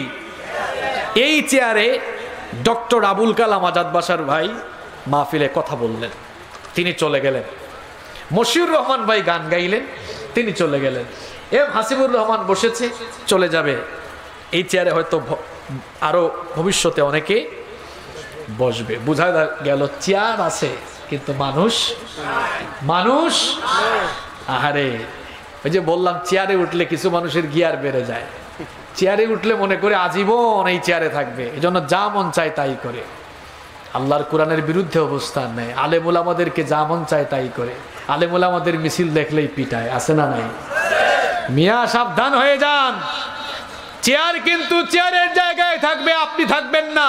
সুতরাং এই চেয়ারে বসে আল্লাহর দ্বীনের সঙ্গে বেয়াদবি করলে, আল্লাহর দ্বীন বিরোধী লোকদের অতীতে যে পরিণতি হয়েছিল, আপনারও সেই কঠিন পরিণতি হবে। চেয়ারে উঠে গিয়ার বাড়ানো যাবে? যাবে। গিয়ার না দিলে তো আবার গাড়ি চলে না। গাড়ি চলে? গিয়ার দিতে পারবেন, ইসলামের পক্ষে দিলে মর্যাদা বাড়াবেন কে? আপনি এই চেয়ারে বসে, যেমন দেখেন আপনাদের চেয়ারম্যান সাহেব চেয়ারে বসে মাহফিলে এসছেন, ওনার প্রতি আপনাদের ভালোবাসা বাড়ছে না কমছে? আপনি চেয়ারে বসে ভালো কাজ করলে আপনার প্রতি মানুষের ভালোবাসা বাড়বে, আল্লাহর রহমত আপনার উপরে, কথা কন না কেন, বাড়বে। আমি বলছিলাম, একটা উদাহরণ টেনে আনছিলাম যে আল্লাহ তাআলা চির প্রতিষ্ঠিত সত্তা, তার এই কুরসি, তার এই চেয়ারও ঠিক, চেয়ারে যিনি বসা তিনিও কোন নড়াচড়া। মহাবিশ্ব সৃষ্টির অনাদিকাল থেকেই তিনি ক্ষমতার চেয়ারে আছেন, অনন্তকাল পর্যন্ত তিনি ক্ষমতায় চির প্রতিষ্ঠিত থাকবেন। এই জন্য রব্বুল আলামিন সকল ক্ষমতার মালিক, এই জন্যই তিনি তার পরিচয় আয়াতুল কুরসির ভেতরে খুব সুন্দর করে তুলে দিলেন।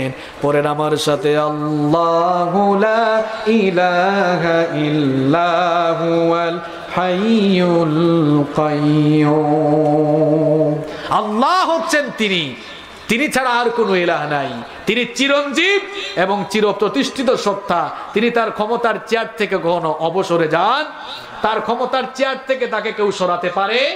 আমরা অনেক সময় মানুষ খুন করে ফেলে, খুন করে ফেললে আরেকটা উপনির্বাচন হবে, আমি তখন জিতবো। কিন্তু আল্লাহর চেয়ার থেকে আল্লাহ তাআলা কখনো সরে যান না, সরে যাবেনও। তিনি চিরস্থায়ী ক্ষমতার। তাহলে সকল ক্ষমতার মালিক হবেন তিনি, চিরঞ্জীব এবং চির প্রতিষ্ঠিত সত্তা।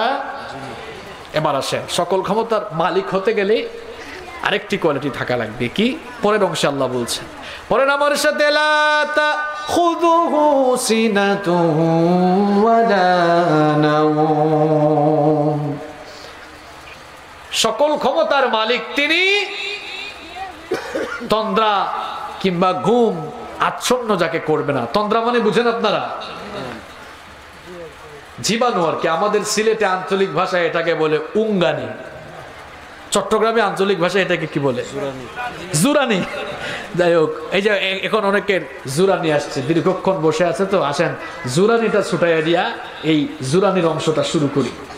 সবাই 3 ভাগে আমরা 3টা তাকবীর দিব। প্রথমে বিবাহিতরা দিবেন, এরপরে অবিবাহিতরা দিবেন। দেখবো বিবাহিত আর অবিবাহিত কাদের চার্জ বেশি, কাদের এনার্জি বেশি, এরপরে সবাই মিলে দিব। শুরুতে বিবাহিতরা দেন। বিবাহিতরা রেডি তো? সবাই রেডি হচ্ছে। বিবাহিত ভাইরা শুরু করছি কিন্তু, দেন লিল্লাহি তাকবীর। আরে সামুদ্রিক মাছ খাইয়া এই আপনাদের অবস্থা না? অবিবাহিত ভাইরা দেখি আপনাদের অবস্থা কেমন। অবিবাহিত যারা, তোমরা রেডি সবাই? লিল্লাহি তাকবীর। তো তোমাদের আওয়াজ থাকবেই তো, ব্যাটারিতে তো চার্জ থাকবে, এখনো তো বিয়েই করো নাই। এবার বিবাহিত অবিবাহিত ছোট বড় বৃদ্ধ সবাই মিলে লিল্লাহি তাকবীর। যাদের জীবাণু উঙ্গানি জুরানি আসছিল, এরা হঠাৎ করে নড়ে চড়ে বসছে, কিরে মাঠে কি হয়েছে? এখন সবার ঘুম গেছে, এখন এই কথাগুলো বলতেও ভালো লাগবে ইনশাআল্লাহ। আল্লাহ তাআলা বলছেন লা তাখুযুহু সিনাতুন ওয়ালা নাওম। তন্দ্রা অর্থাৎ জুরুনি কিংবা ঘুম তাকে কখনো স্পর্শও করতে পারে না। আল্লাহু আকবার। এখানে অনেক আলেম উলামা মাহফিলে এসেছেন, আপনারা এই ব্যাপারটি ভালো করে বুঝবেন। সুবহানাল্লাহ, আল্লাহ তাআলার শব্দ চয়নের নমুনাটা আপনি দেখেন। আপনি যদি কোরআন শব্দে শব্দে পড়েন, আপনি অবাক হয়ে যাবেন, এত চমৎকার শব্দ চয়ন এখানে। দেখুন, এই আয়াতটি এভাবেও নাজিল হতে পারত যে তিনি ঘুমান না, তিনি। এইভাবে বললে কথার ভেতরে একটা ফাঁক থেকে যেত। আল্লাহর কথার ভেতরে কোনো ফাঁক। আল্লাহ যদি আয়াত এভাবে নাজিল করতেন তিনি ঘুমান না, ইসলাম বিরোধী কিছু মানুষ বলতো বুঝছি ঘুম আছে কিন্তু ইচ্ছা করে, ঘুম আছে ইচ্ছা করে। এই জন্য আল্লাহ তাআলা তিনি ঘুমান না এভাবে আয়াত নাজিল করেন নাই। বলছেন তন্দ্রা বা ঘুমের ক্ষমতাও নাই তাকে ধরার, স্পর্শ করার। আল্লাহু আকবার। কারণ তন্দ্রা আর ঘুম যিনি সৃষ্টি করেছেন তিনি কে? আমার ভাইয়েরা খুব ভালো করে শোনেন, আমরা সামান্য একটু কাজ করলে জিমানি আসে। এই মগনামা ঘাট থেকে চট্টগ্রাম শহরের উদ্দেশ্যে বাস যায় না, সিএনজিও যায়। বাসে উঠে সিএনজিতে উঠে দেখা যায় কিছুক্ষণ চলার পরে বসে বসে ঝিমাই কিনা একজনের গায়ের উপর আর একজন পড়ে, মাঝে মাঝে হাত থেকে ফোনও পড়ে যায়। যুবক আর তরুণ ভাইয়েরা রাতের বেলা বালিশে মাথা লাগায়া ফেসবুকে স্ক্রলিং করে। এখন স্ক্রলিং করতে করতে হঠাৎ করে ঝিমানো যখন আসে দেখা যায় মুখের উপরে ঠাস করে ফোন পড়ছে। এরকম হয় কি হয় না? আপনার এই জুরনি অভ্যাস থাকার কারণে ফোন যদি হাত থেকে মুখের উপর পড়ে, এই গোটা বিশ্বজগৎ যার হাতের মুঠায়, তিনি কে? আসতে বললেন কেন? তিনি কে? এই বিশ্বজগৎ আল্লাহ তাআলার হাতের মুঠায় নিয়ে তিনি যদি আপনার মতো জুরনি দিতেন, আপনার মুখের উপর ফোন যেমন পড়ছে ঠিক ওই রকম আল্লাহ তাআলার হাত থেকে বিশ্বজগৎ পড়ে চূর্ণ বিচূর্ণ হয়ে যেত। আল্লাহ তাআলা বলছেন আমি তো সেই পবিত্র সত্তা যাকে তন্দ্রা বা ঘুম কখনো স্পর্শ করতে পারে না। যদি স্পর্শ করতো ধরতো তাহলে পৃথিবী পৃথিবীর মতো থাকতো না, এই মহাবিশ্ব ব্যবস্থা সব চূর্ণ বিচূর্ণ লন্ড ভন্ড মেসাকার হয়ে যেত। আল্লাহু আকবার। এই জন্য রব্বুল আলামিন তার সার্বভৌম ক্ষমতার পরিচয় আয়াতুল কুরসির ভেতরে দিলেন। পরেন আমার সাথে লা তাখুযুহু সিনাতুন ওয়ালা নাওম। তন্দ্রা বা ঘুম তাকে কখনো আচ্ছন্ন করতে পারে। এতটুকুর মধ্যে সকল ক্ষমতার একটি প্রাইমারি বর্ণনা শেষ হয়েছে, এবার বিস্তারিত আসতেছে। এবার আল্লাহ তাআলা তার সার্বভৌম ক্ষমতার ভেতরে একটি সুন্দর পরিচয় তুলে ধরছেন যে তিনি হচ্ছেন ইনফিনিট পাওয়ার, অর্থাৎ সীমাহীন ক্ষমতার মালিক। তার ক্ষমতার কোনো নির্দিষ্ট সীমা নাই। আমার বাড়ি হচ্ছে সিলেটে কোম্পানিগঞ্জ উপজেলার একটা ইউনিয়নে। এই ইউনিয়নের একজন চেয়ারম্যান আছেন, ওই উপজেলার একজন চেয়ারম্যান, উপজেলার চেয়ারম্যান সাহেবের ক্ষমতা উপজেলা চেয়ারম্যানের পরিষদের ভেতরে। এরপরে মনে করুন এই যে হুজুরকে দিয়ে একটা উদাহরণ দেই। হুজুর একটি আলিম মাদ্রাসার সম্মানিত অধ্যক্ষ। তিনি শুধুমাত্র ওই মাদ্রাসার অধ্যক্ষ না বাংলাদেশের সব মাদ্রাসার অধ্যক্ষ? তাহলে বোঝা গেল হুজুরের মাদ্রাসার যে চেয়ারটা আছে হুজুরের মাদ্রাসার যে দায়িত্ব আছে এই দায়িত্বটি একটি নির্দিষ্ট সীমার ভেতরেই নির্ধারিত, সীমাবদ্ধ। এই থানার একজন ওসি সাহেব আছেন। এই ওসি সাহেব কি সারা বাংলাদেশের সকল থানার ওসি না, শুধু এই থানার।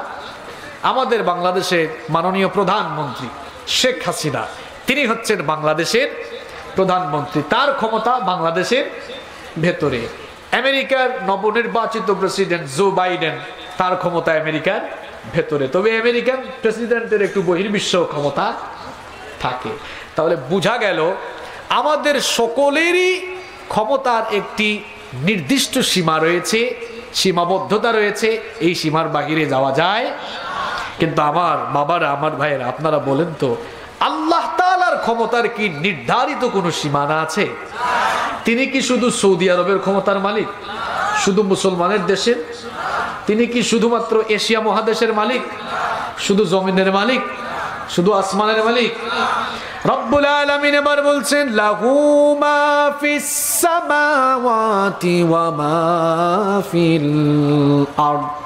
এখানেও আল্লাহর শব্দ চয়ন দেখেন, সামাওয়াত বলেছেন, বহুবচন দিয়েছেন। সামাওয়াতের এক বচন হচ্ছে সামা, মানে হচ্ছে আকাশ।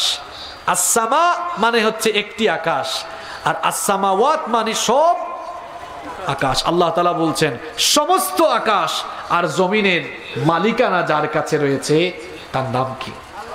তার নাম কি? আল্লাহ তাআলার ক্ষমতার কোনো নির্দিষ্ট সীমারেখা নাই।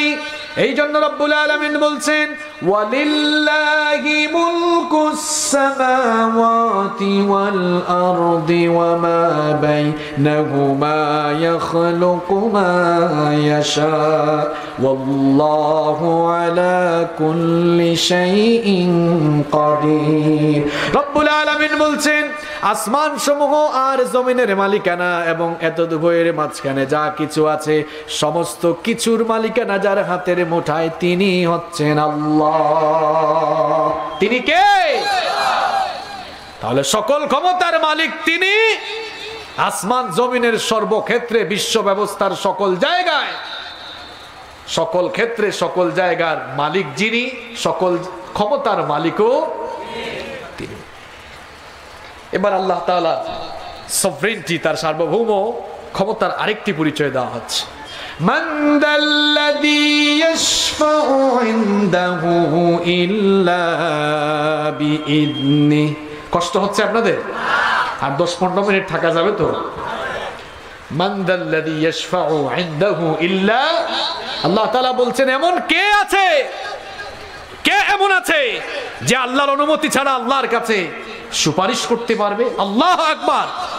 এই আয়াত কোন বাবারা যেন ঈমান ধ্বংস করতে না পারে, এই জন্য এই আয়াত আল্লাহ ঢুকিয়েছেন। এমনি এমনি আয়াতুল কুরসি সেরা আয়াত না। দুই বাবা খুব ক্ষতিকর। কয় বাবা? একটা হচ্ছে ইয়াবা, আরেকটা হচ্ছে ভণ্ড বাবা। ইয়াবাকেও আমাদের দেশে কেউ কেউ একটু ফাইজলামি করে বাবা বলে না।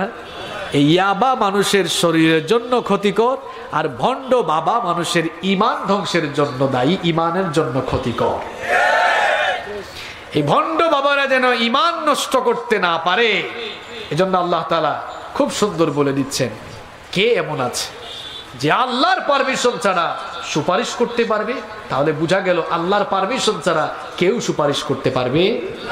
অন্য আয়াতে রব্বুল আলামিনের জন্যই বললেন قل لله الشفاعة جميعا له ملك السماوات والأرض ثم إليه ترجعون। আল্লাহ তাআলা বলছেন নবী আপনি দুনিয়ার মানুষদেরকে জানিয়ে দিন শাফায়াতের মালিকানা যার কাছে, তার নাম কি? কিয়ামতের দিন রব্বুল আলামিনের পারমিশন ছাড়া কেউ সুপারিশ করতে পারবেন না। আর সবার আগে সুপারিশের জন্য যাকে পারমিশন দেওয়া হবে তিনি হচ্ছেন আমার নবী রাহমাতাল লিল আলামিন মুহাম্মাদুর রাসূলুল্লাহ সাল্লাল্লাহু। আমার নবী সবার আগে আল্লাহর কাছ থেকে পারমিশন পাবেন। আমার বাবারা, আমার ভাইয়েরা, কিয়ামতের দিনটা বড় ভয়ঙ্কর হয়ে যাবে। খুব বিভীষিকাময় হয়ে যাবে। এখন তো সূর্য মানুষের মাথা থেকে 9,30,00,000 মাইল দূরে, 9,30,00,000 মাইল দূরের সেই সূর্য কিয়ামতের কঠিন সেই দিনে মানুষের মাথার 1 কিংবা 2 মাইল উপরে নেমে আসবে। অবস্থা সেদিন এত ভয়ানক হবে, সূর্যের প্রচন্ড তাপে জমিনটা সেদিন তামার জমিনে পরিণত হয়ে যাবে। গুনাহগার আর পাপিষ্টের মাথার চান্দি ফেটে গিয়ে মগজগুলো উতরাতে থাকবে, ফুটতে থাকবে। আর সেই কঠিন অবস্থার কথা আমি কি করে আপনাদেরকে বুঝাই।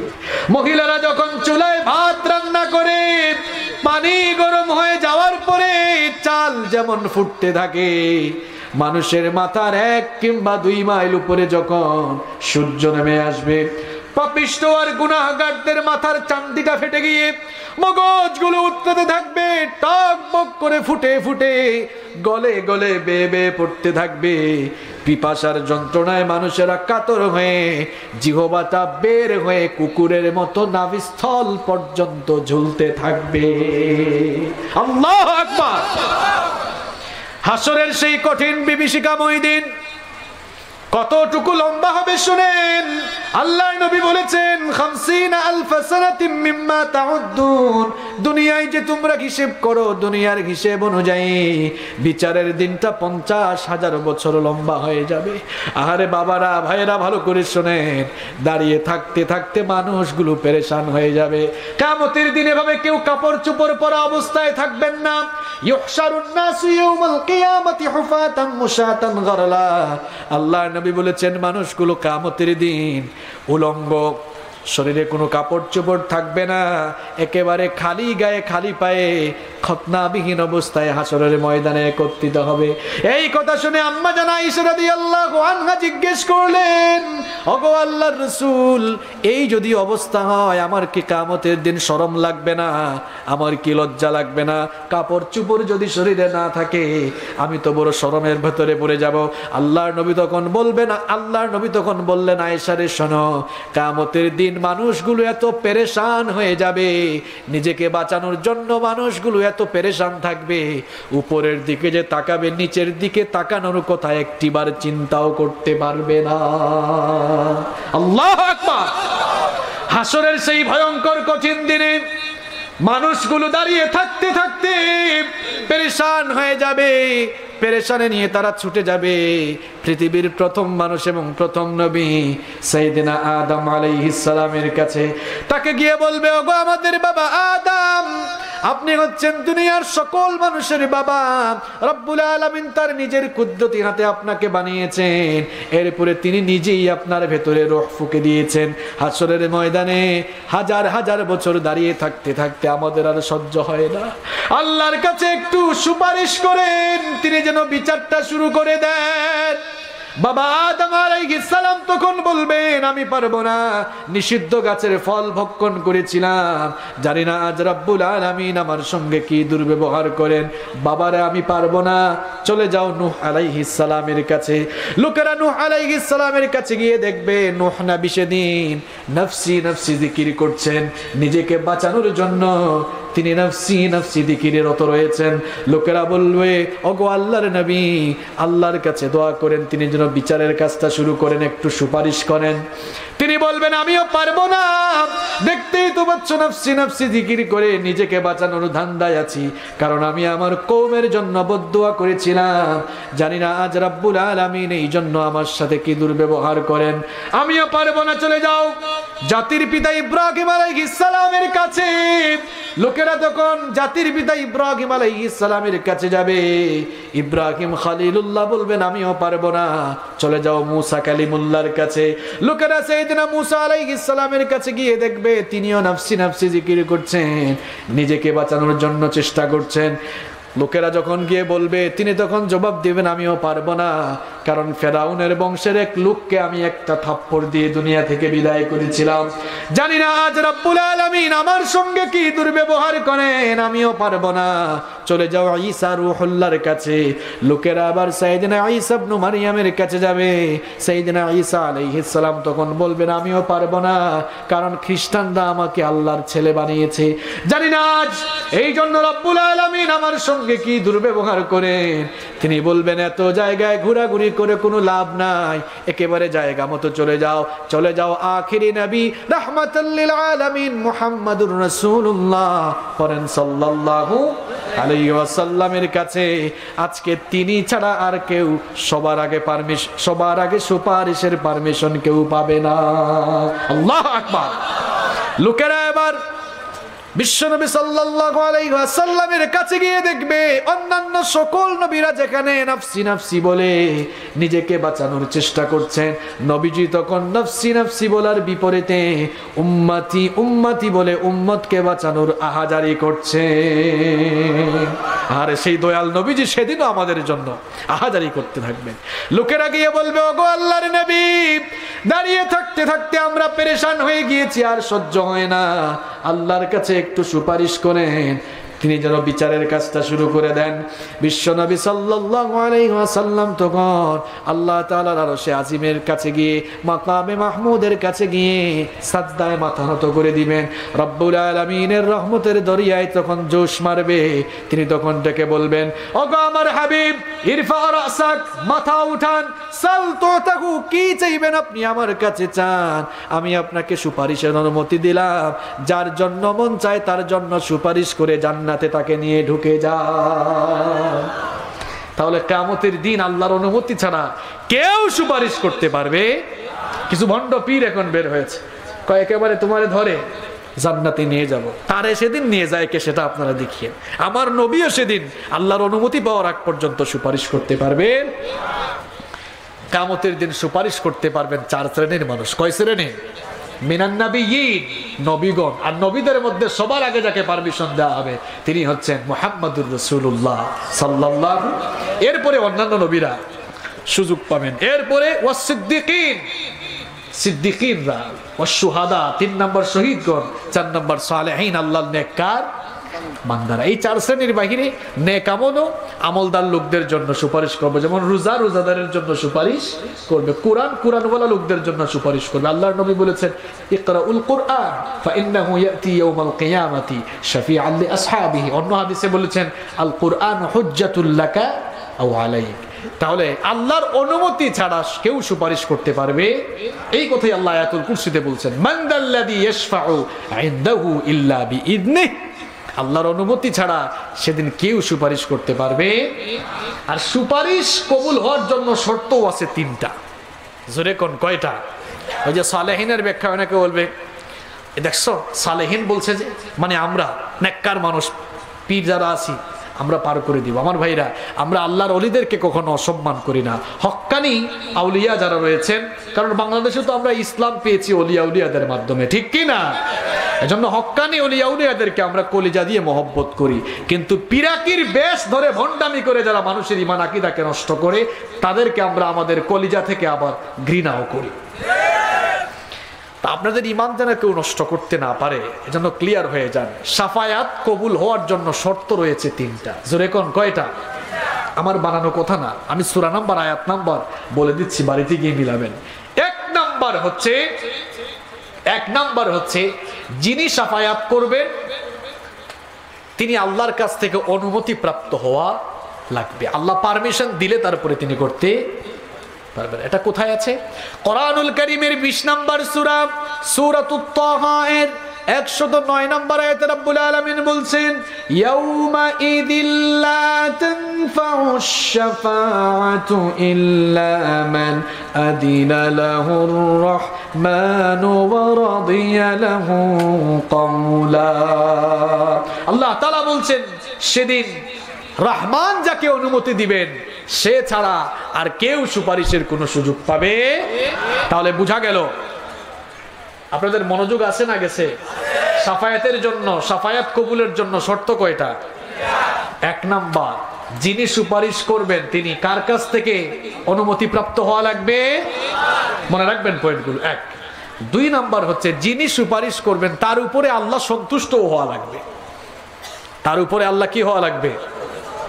রব্বুল আলামিন কোরআনুল কারীমের 53 নম্বর সূরা সূরাতুন নাজামের 26 নম্বর আয়াতের মধ্যে বলছেন ওয়া কাম মিম মালাকিন ফিস সামাওয়াতি লা তুগনি শাফাআতুহুম শাইআন ইল্লা মিন বাদি আন ইয়াযানাল্লাহু লিমান ইয়াশাউ ওয়া ইয়ারদা।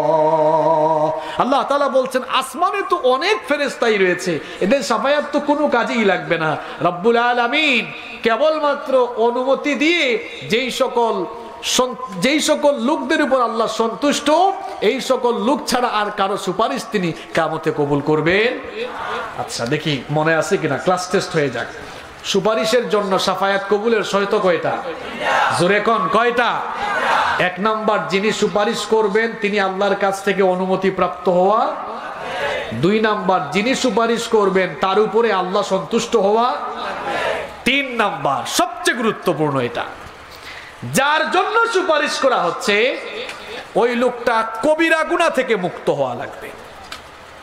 কবিরা গুনাহ থেকে মুক্ত হওয়া, সগীরা গুনাহ থাকলে আল্লাহ তাকে মাফ করে দিতে পারেন সুপারিশকারী লোকের সুপারিশে কারণে। আচ্ছা বলেন তো, আমরাও তো অনেক সময় অনেকের জন্য সুপারিশ করি, কিংবা অনেক সময় দেখা যায় পরীক্ষার খাতায় অনেককে সুপারিশ করে মার্ক দিয়ে পাশ করানো হয়, 29-30 পাইছে 3-4 দেওয়া হয়, কিন্তু যে 00 পাইছে তার জন্য সুপারিশ করা হয় না। তো সুপারিশ যার জন্য করা হবে সেও কবিরা গুনাহ মুক্ত হওয়া লাগবে।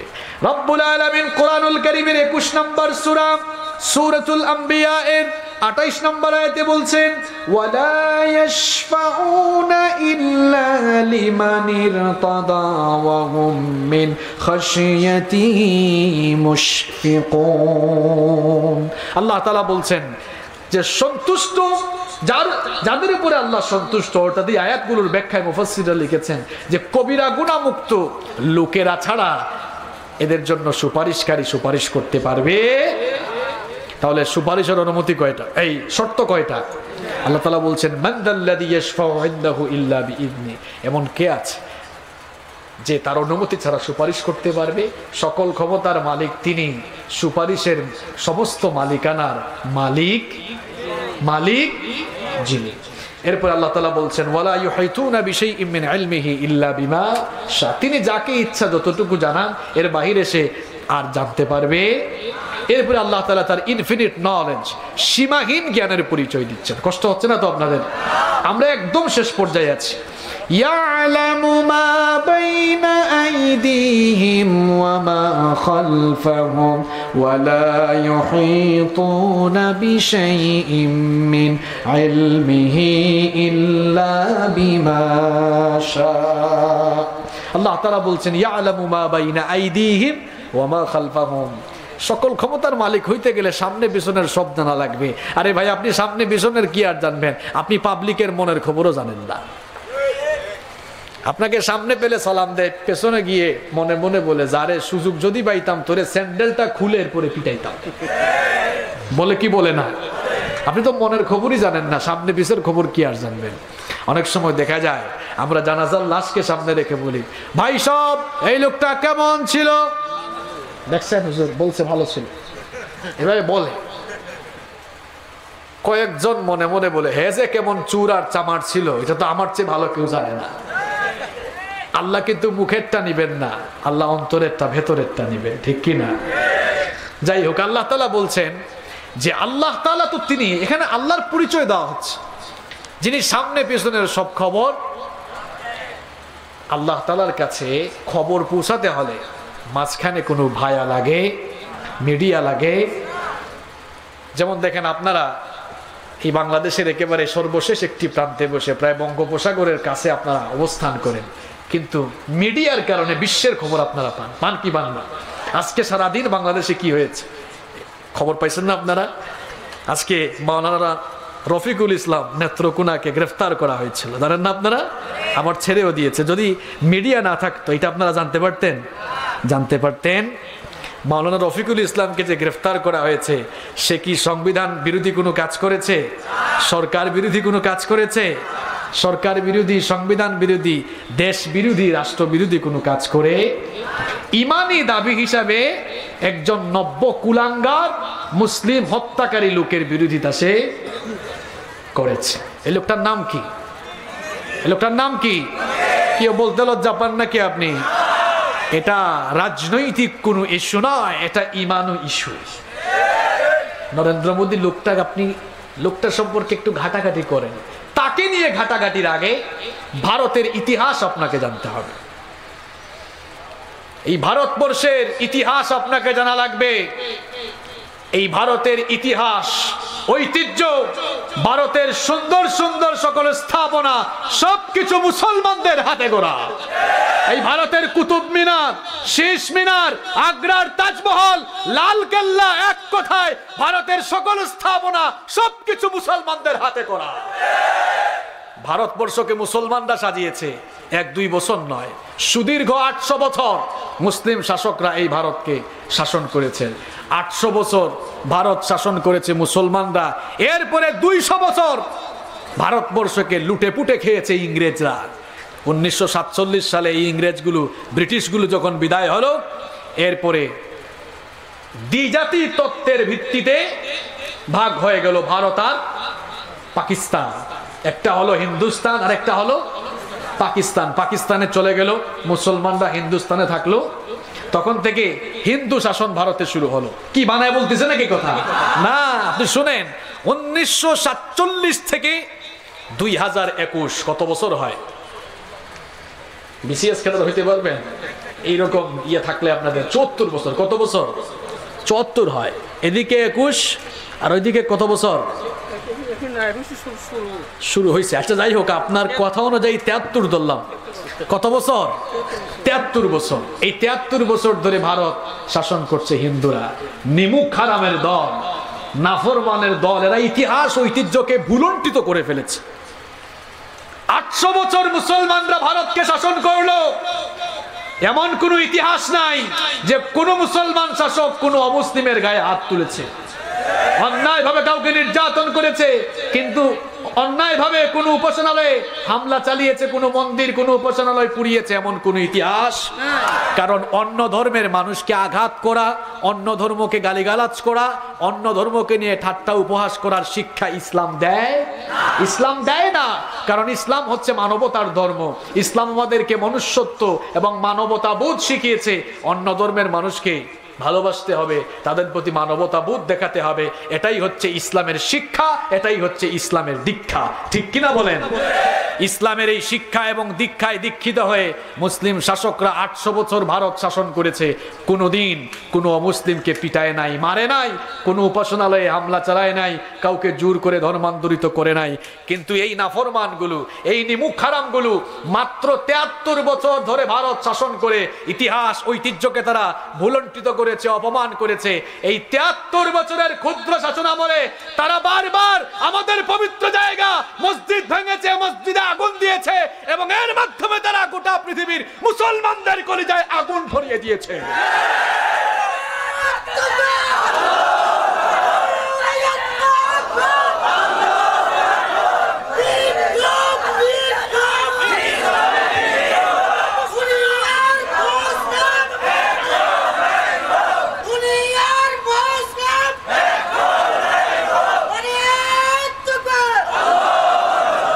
আমার ভাইয়েরা, এই 73 বছরের শাসন আমলে ইতিহাসকে তারা কলঙ্কিত করে দিয়েছে। 800 বছরের শাসন আমলে কোন মুসলিম শাসক একটা মন্দিরও পুরাই নাই, কিন্তু এই নাফরমানগুলো, এই নিমুখ হারামগুলো আমাদের বাবরি মসজিদকে ভেঙে দিয়েছে। গত বছর তারা দিল্লির মসজিদে আগুন ধরিয়েছে, মসজিদের মিনারে তারা পতাকা টানিয়েছে। ভুলে গিয়েছেন আপনারা? এই সব কিছুর মূল হুতা গুজরাটের কসাই, এই যুগের নব্য হিটলার কুখ্যাত অমানুষ নরেন্দ্র মোদী। আপনার ভেতরে ইমানের ছিটে ফুটা থাকলে সব দল মত রাজনীতি ভুলে গিয়ে নরেন্দ্র মোদীকে আপনার ঘৃণা করা লাগবে। কারণ গুজরাটে বিভিন্ন সময়ে সাম্প্রদায়িক দাঙ্গা লাগিয়ে আমাদের মুসলিম ভাই বোনদের উপরে যে নির্যাতন চালানো হয়েছে, তার খলনায়ক ছিল এই কুখ্যাত অমানুষ নরেন্দ্র মোদী। করোনা শুরু হওয়ার আগে আপনারা দেখেছেন দিল্লিতে এবং কাশ্মীরে কি অবস্থা শুরু হয়েছিল। ভুলে গিয়েছেন আপনারা? এই কুখ্যাত কসাই, তার মতো একজন আপাদমস্তক চরম সাম্প্রদায়িক লোককে আমার সাম্প্রদায়িক সম্প্রীতির এই সোনার বাংলাদেশে আনা মানে হচ্ছে বাংলাদেশের স্বাধীনতা সার্বভৌমত্বকে অপমান করা। আমার দেশের স্বাধীনতার স্থপতি মরহুম বঙ্গবন্ধু শেখ মুজিবুর রহমান সাহেব, তিনি বাংলাদেশের স্বাধীনতার মহানায়ক। এই দেশের স্বাধীনতার জন্য তার অবদান দেশের কোনো মানুষও অস্বীকার করতে পারবে। যে কোনো রাজনৈতিক দল আপনি করেন, নিরপেক্ষভাবে আপনাকে বঙ্গবন্ধুর অবদান স্বীকার করা লাগবে। যদি আপনি না করেন, বুঝবো আপনার মধ্যে সংকীর্ণতা আছে, সংকীর্ণতা ঝেড়ে ফেলতে হবে। এই দেশের স্বাধীনতার মহানায়ক বঙ্গবন্ধু শেখ মুজিবুর রহমান, আল্লাহ তাআলা তাকে মাফ করে দিন, বলেন আমিন। তিনি এক অসাম্প্রদায়িক নেতা ছিলেন। সাম্প্রদায়িক সম্প্রীতির সোনার একটি বাংলাদেশ গড়ার জন্য তিনি কাজ করেছেন। তিনি কখনো কোনো ধর্মের মানুষের উপরে আঘাত করেন নাই।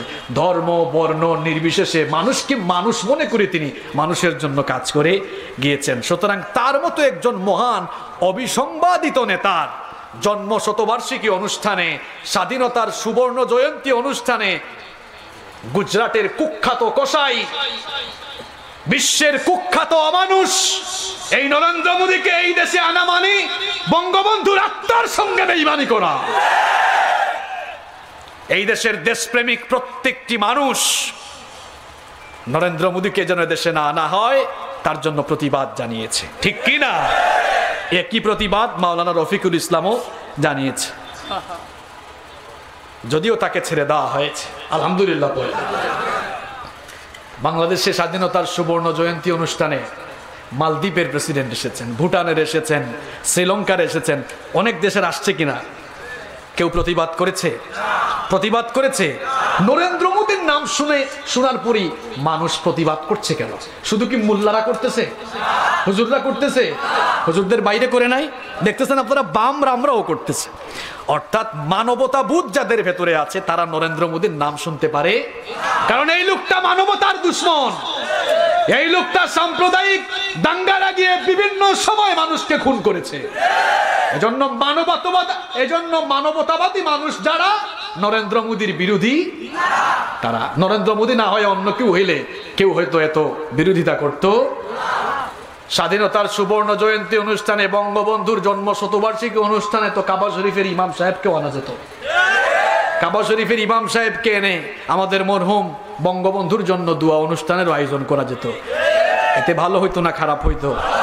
আচ্ছা বলেন তো, এই যে আমি এতক্ষণ ধরে বক্তব্য দিচ্ছি, বঙ্গবন্ধুকে বা দেশকে অপমান করে, সরকারকে অপমান করে, কটাক্ষ করে একটা কথাও বলছি না। আমি আমার দেশের স্বাধীনতার জন্য, আমার দেশের স্বাধীনতার পক্ষে, সার্বভৌমত্বের পক্ষেই কথা বলছি। এই লোকটা গুজরাটের কুখ্যাত কসাই।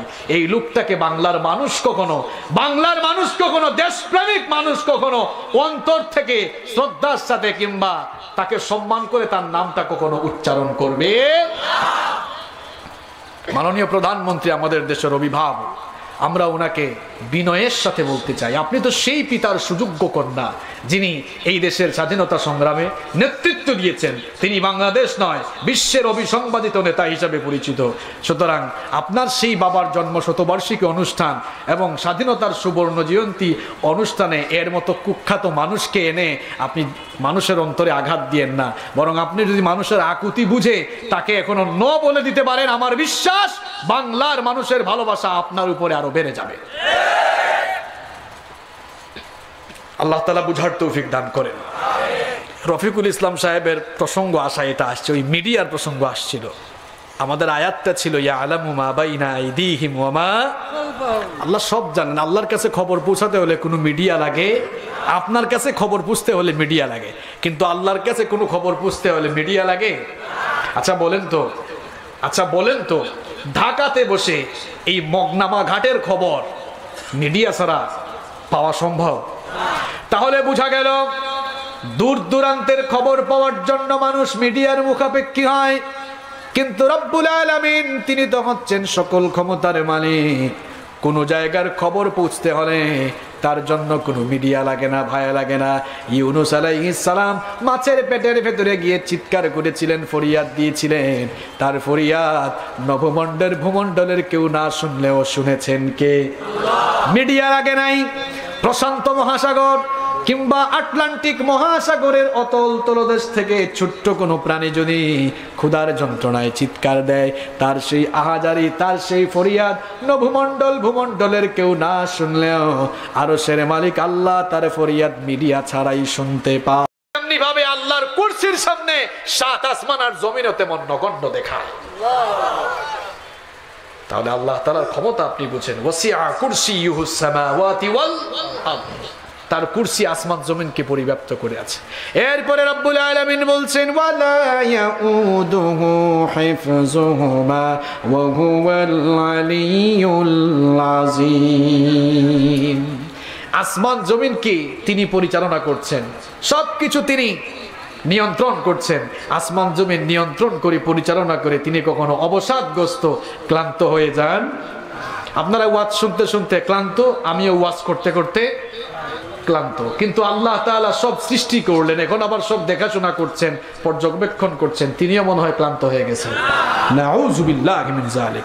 তিনি কখনো ক্লান্ত হন নাই, হবেনও, কারণ তিনি হচ্ছেন ওয়াহুয়াল আলিয়্যুল, তিনি সুউচ্চ এবং সুমহান সত্তা। আমার বাবারা, আমার ভাইয়েরা, এই হচ্ছে আয়াতুল কুরসি। এই আয়াতুল কুরসি বুঝতে পারলেই আপনি জীবনে হেদায়েত পেয়ে যাবেন। এটি কোরআনুল কারীমের সবচাইতে শ্রেষ্ঠ আয়াত, দামি আয়াত। আজকে তাফসীরুল কুরআন মাহফিলে, কোরআনের এই মাহফিলে কোরআনের সবচেয়ে দামি আয়াতের আলোচনা হয়েছে, আলহামদুলিল্লাহ পড়ে। তাহলে আয়াতুল কুরসি থেকে শিক্ষা কি? এখন তো ওয়াজ শেষ হয়েছে, চলে গেলে চলবে না। শিক্ষাটা কি নিলেন? সকল ক্ষমতার মালিককে, সকল ক্ষমতার মালিককে। আমরা কার? জমিনটা কার? এই জমিনে আইন চলবে কার?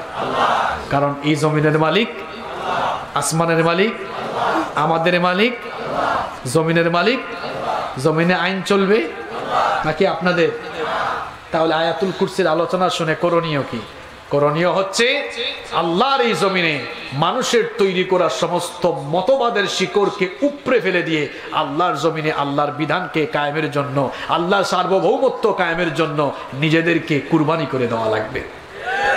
আল্লাহর জমিনে আল্লাহর দ্বীন কায়েমের জন্য নিজেদেরকে নিবেদিত করে দেওয়া লাগবে। নিজেদের জীবন যৌবন এই পথে উৎসর্গ করে দেওয়া লাগবে। কারা কারা রাজি? দুহাত তুলে আল্লাহকে দেখান তো। লিল্লাহি তাকবীর, লিল্লাহি তাকবীর। আল্লাহ আমাদের হাতগুলোকে কবুল করে নেন। আয়াতুল কুরসির শিক্ষাগুলো গ্রহণ করে আল্লাহ তাআলা আমাদেরকে জীবন পরিচালনার তৌফিক দান করেন। আমরা সবাই বলি আমিন। সভাপতি সাহেবের বক্তব্য থাকলে আমরা শুনবো, না থাকলে সরাসরি মুনাজাতে চলব। আচ্ছা, সম্মানিত ভাইয়েরা, আপনারা জানেন আজকের মাহফিলে অন্যতম প্রধান আকর্ষণ ছিলেন আপনাদের সকলের হৃদয়ের মানুষ মাওলানা মুফতি আমির হামজা। আপনারা অনেকে ভাবছেন তিনি মনে হয় আসেন নাই। তিনি এসেছেন, আপনাদের মসজিদে তিনি নামাজও পড়ে গিয়েছেন, মোনাজাতও করে গিয়েছেন, কমিটির সাথে দেখা করেও গিয়েছেন। কোনো একটি কারণে তিনি স্টেজে উঠতে পারেন নাই। তিনি অনেক আশা নিয়ে এসেছিলেন এবং আপনারা যারা ছিলেন দেখেছেন তিনি কেঁদে কেঁদেও গিয়েছেন। কারণ একজন মানুষ এত দূর থেকে এসেছে, এমনি এমনি আসে নাই, কোরআন শোনার জন্য এসেছিল, কোরআনের কথা শোনাবার জন্য এসেছিলেন। কোরআনের কথা শোনাতে যারা বাধাবিঘ্নতা সৃষ্টি করেছে, আল্লাহ যেন তাদেরকে হেদায়াত দান করে। হেদায়াত না থাকলে আল্লাহর যেন যা মন চায় আল্লাহ যেন তাই করে। আর আমিও আসলে দেরি করে এসেছি, বৃহস্পতিবার। আজকে তো জানেন আপনারা রাস্তায় যে কত জ্যাম, শুধু গুনাগুড়ি বাজারে 1.5 ঘন্টার বেশি জ্যামে আটকা পড়েছিলাম। এজন্য আপনারা অনেকে কষ্ট পেয়েছেন, আমিও দুঃখ প্রকাশ করছি। আশা করছি আপনারা ব্যাপারটিকে আন্তরিকভাবে দেখবেন। আমার এই ভাইগুলো, যুবক ভাইয়েরা অনেক কষ্ট করে মাহফিল আয়োজন করেছেন। রাজনৈতিক নেতৃবৃন্দ এবং প্রশাসনের ভাইয়েরা আন্তরিকভাবে মাহফিল বাস্তবায়নে তারা সহযোগিতা করেছেন। তাদের জন্য আমরা দোয়া করব ইনশাআল্লাহ। আল্লাহুম্মা আমিন। ربنا ظلمنا أنفسنا وإن لم تغفر لنا وترحمنا لنكونن من الخاسرين ربنا لا تزغ قلوبنا بعد إذ هديتنا وهب لنا من لدنك رحمة إنك أنت الوهاب ربنا إنك جامع الناس ليوم لا ريب فيه ইন্নাল্লাহা লা ইউখলিফুল মিয়াদ। রব্বুল আলামিন,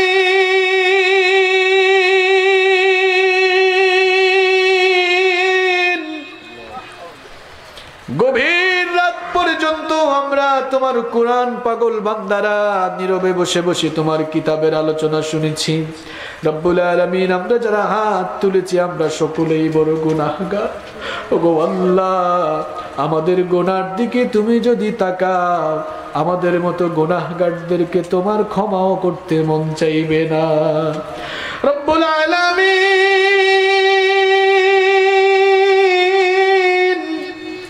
গুনাহ করতে করতে আমরা আমাদের নফসটাকে কলুষিত করে দিয়েছি। পাপের সাগরে ভাসতে ভাসতে জীবনটাকে আমরা বরবাদ করে দিয়েছি। ওগো আল্লাহ, তুমি তো বলেছো লা তাকনাতু মির রাহমাতিল্লাহ, আমার বান্দারা গুনাহের সাগরে ভেসে গেলেও তোরা আমার রহমত থেকে নিরাশ হয়ে যাইস না। রব্বুল আলামিন, কেবলমাত্র তোমার দয়া আর করুণার আশা করে জীবনের সকল গুনাহগুলোকে সামনে নিয়ে রব্বুল আলামিন তোমার শাহানশাহী দরবারে ভিক্ষুকের মতো হাত পেতেছি। ওগো আল্লাহ, আমাদের গুনার দিকে